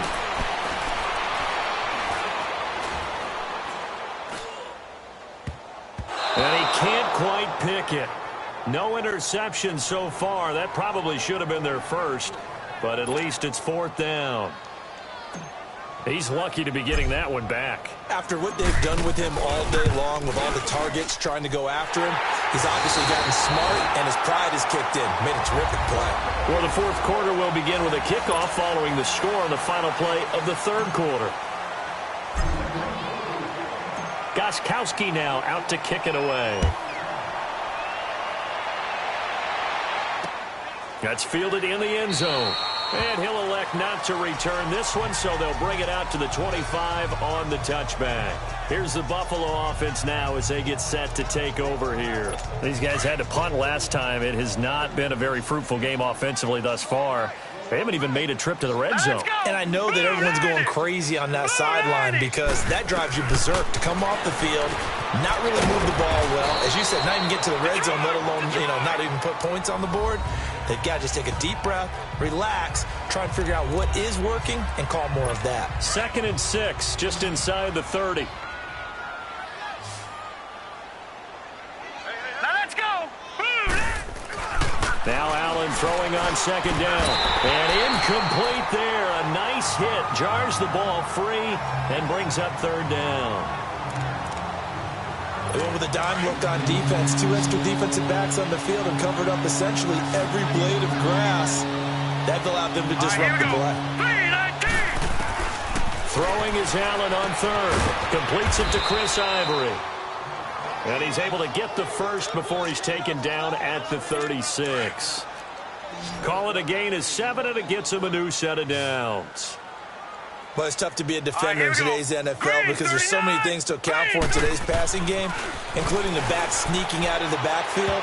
Not quite as bad as a Turkey Bowl where you have that center-eligible stuff, but still a lot of guys to account for. And now a throw on 1st down there, but it's incomplete. Before the game, they were running the route tree about as efficiently and effectively as we could have possibly imagined, but sometimes the passes just go awry. Yeah, let's face it, when you're running the route tree in pregame, you don't have defenders breathing down your neck. You don't have defensive backs making plays on the football. Hard to replicate the intensity of the game in pregame. Well, they were unable to make anything really big out of that, but it's not a bad idea to find your tight end and give him an easy completion and keep moving things forward. Almost as bread and butter as a good running back dive play. Throwing now is Allen. Pryor has it complete. And they'll get this well past midfield before being stopped just before the 35. And they're able to convert on 3rd with a solid gain of 23. But give the defensive guys a little bit of credit. They didn't let the deep ball beat them on that play, did they? No, the drag, that can be your safety valve we saw right there. Yeah, and they picked up a 1st down for them, too. Throwing over the middle, but it's incomplete. The veteran Stephon Gilmore able to break that one up. Well, he leads the NFL in interceptions and nearly added to that total. Got his hand on it, couldn't quite corral it. It's been a Pro Bowl-type season for him, and the term ball hawk really comes into play, doesn't it? Yeah, I like that one a lot because teams want to avoid that type of a player, but sometimes you just... And his pass is intercepted for the 4th time today. Picked off by Eric Rowe. He's got a convoy, and he might be gone. And he takes this one back into the end zone, and the Patriot defense has a touchdown. Defensively, they've had their way in this one. That pick 6 makes that scoreboard even more lopsided. I remember talking with a guy in the league, and I said, what do you do when the game's like this? You know, it's pretty much over. You ready to go to the bench and hang out? He said, oh, heck no. I want to stay on the field. I might get some stats. I might get a pick or two. You like being out there at the end of these wide margins. When they have to throw it, that gives you more opportunities to go get it. So they'll get another shot on offense following that pick 6, and now the kick is away. This is fielded a couple yards deep. And he's able to get it across the 20, but not by much, as he's marked down at the 21-yard line. And here come the Bills. And last time, decent field position through the pick 6, obviously costly. But they can't afford to just bunker in now. All right? Good field position means go ahead and attack on offense. Try and press the advantage a little bit. They just have to be better with the football on this possession. So that didn't bother you too much last time? No, because it's exactly what you're supposed to do. You can't have good field position and not try to take advantage of it. Sometimes the defense makes a good play, too. All right, here we go. Green. Allen will try again on 2nd down. And the hit jarred it loose. It's incomplete. The beauty of being able to play a zone defense, when you can sit back and see the ball coming out of the quarterback's hands, guess what? Creates a lot of confusion, kind of a muddle in the middle of the field where you go make a play on the football. On third down, Allen. Left side here, caught by Clay. And they'll get him down here at the 23. They stop him for only 3 that time, and that'll bring up fourth down. Here's Matt Darr now. He's been terrific so far. Fielded at the 20. And just shutting him off there.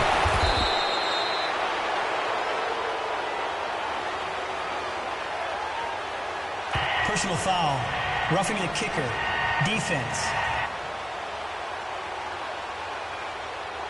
That hurts. If it was running into the kicker, wouldn't be a first down. Roughing, it is a first. And just think about the differences between the two. Running into the kicker almost feels inadvertent, just a small tap, so to speak.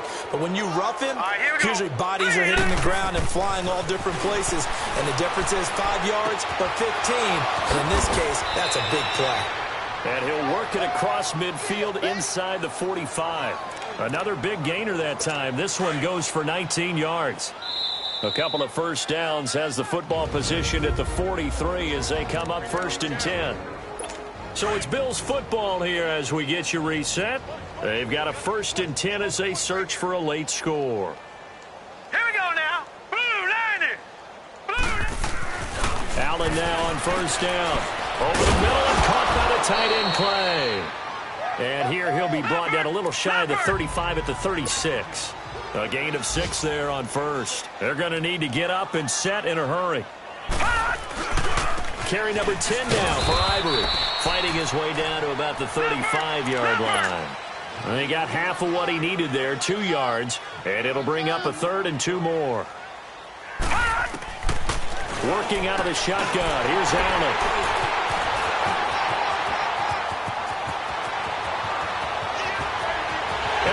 He's going to go. They're not going to get him. And he takes this one back into the end zone. And the Patriot defense has a touchdown.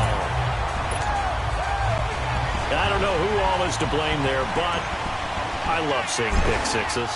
Nothing like seeing someone pluck it out of the air or go the other way and see people try to change directions. Hard to do. Extra point good by Gostkowski. And the lead will swell by 1 more. So the defense creating some points, not only getting the interception, but then returning it to the end zone for the pick 6. This is fielded at the goal line. And not a bad return here. He gets it out to the 25-yard line.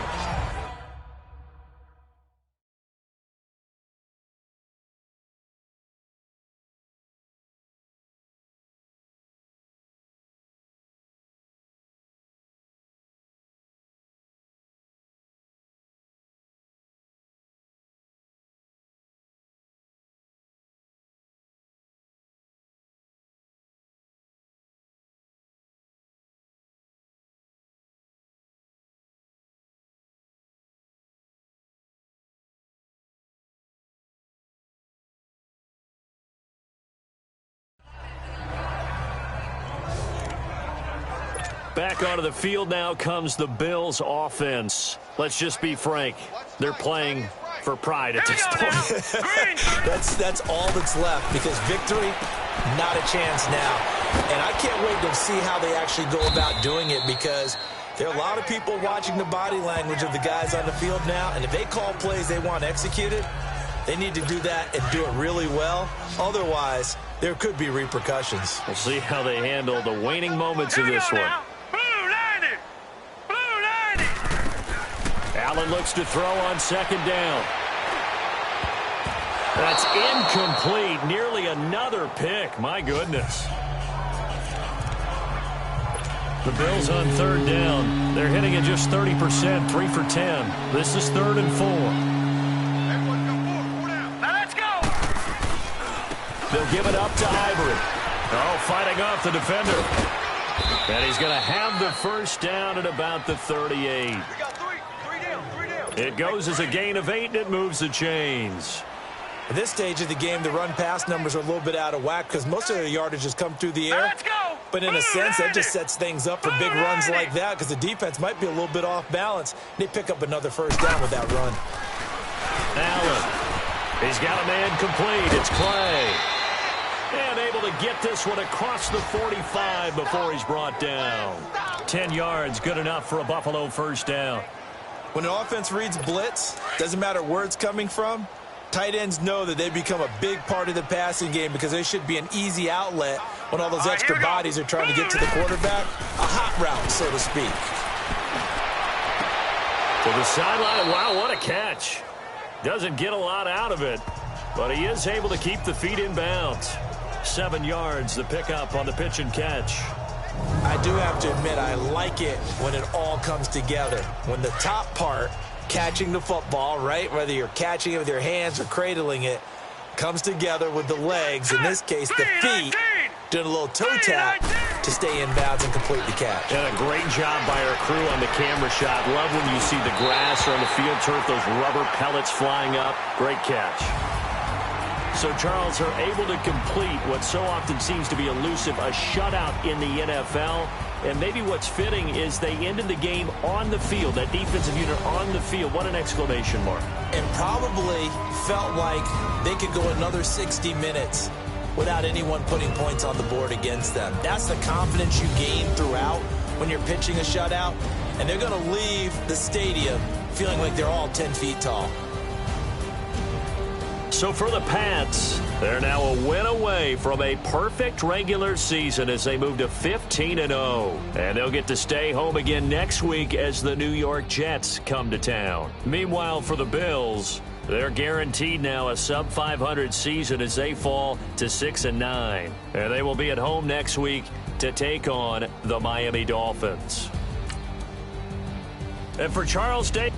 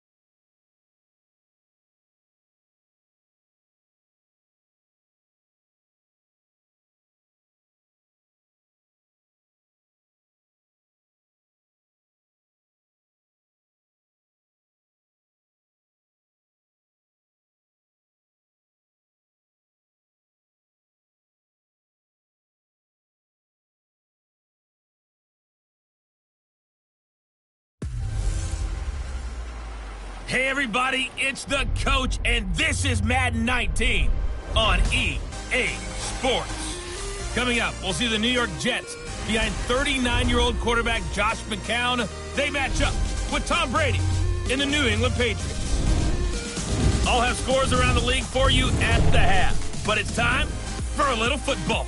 So we'll hand it over to our broadcast team, Brandon Godden and Charles Davis. Well, the radar says the heavy stuff still a few hours away, but snow is falling as we near kickoff at Gillette Stadium in Foxborough. All the success in New England over the last few decades, and this crowd has never been more enthusiastic. A moment ago, the Pats emerged from their locker room.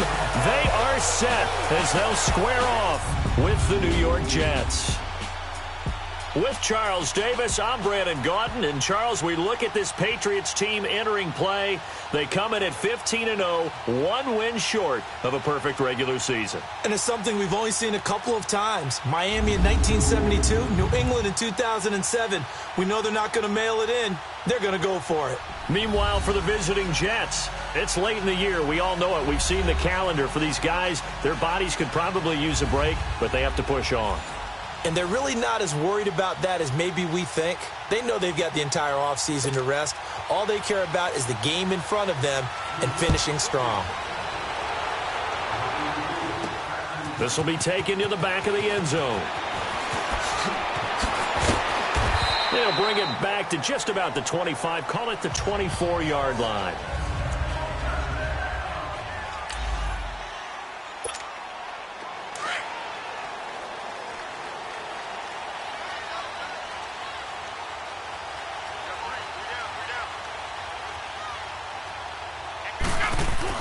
Brady now on first down. And his first pass is incomplete. He was looking for Gronk that time, and it's second down.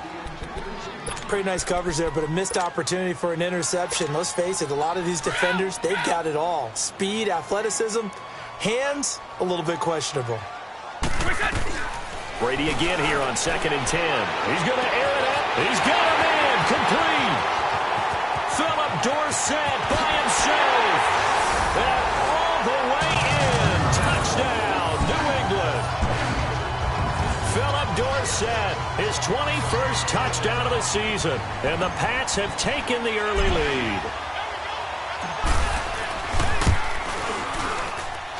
You always worry about the plant foot in the snow, but no problems there. And it's now a 7-0 game.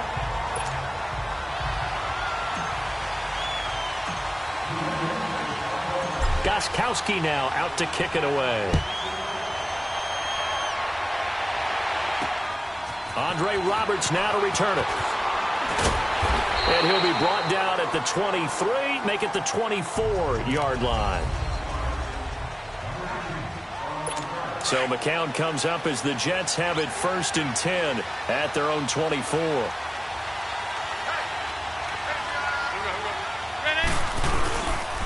Now a first carry for the former Cleveland Brown, Isaiah Crowell. And he'll get this one up to the 26. Give him a couple on the carry there, 2nd and 8. I think that's the type of run we'll continue to see throughout this game. The snow coming down, I don't expect a lot of big plays to be broken. On 2nd down, here's Crowell. Only a couple there as he'll be brought down about the 28. I know the scouting report on him is that he doesn't possess the eye discipline to be an elite linebacker. What that means is his ability to read, react, and make a play. But on that one, he looked like one of those guys. Throwing is McCown on 3rd down. He rifles one that's intercepted. Picked off by Patrick Chung. And his guys are going to get the football at the 37-yard line. If you combine last week and this week, he's got a hat trick going because he had 2 interceptions a week ago. He's seeing the ball so well and understanding where receivers are and positioning. I mean, just watching him work with such great technique and paying it off by actually catching the ball when he has a chance, he's helping his team in a huge way. Open man left side is Gronkowski. So those are the numbers for Gronk in last week's outing. Comfortably up over 100 yards when cruising past that number and 2 touchdowns. How'd you like to be the D coordinator this week? He watched that game last week, and I know his first thought was, we have to find a way to take him out of the game plan. We cannot let him do that to us. Escaping the pressure right. And now they're inside the 10 as he's brought down at the 9. Nice work to get 7 out of that, and it's 2nd down. They brought the blitz that time, and I thought they were going to get to him, but instead, he flipped it on its ear and ended up picking up positive yardage. I thought he was dead to rights, but you are exactly correct, sir. Able to, and that is caught, and he has now tied the record. Touchdown. The point after try for Gostkowski.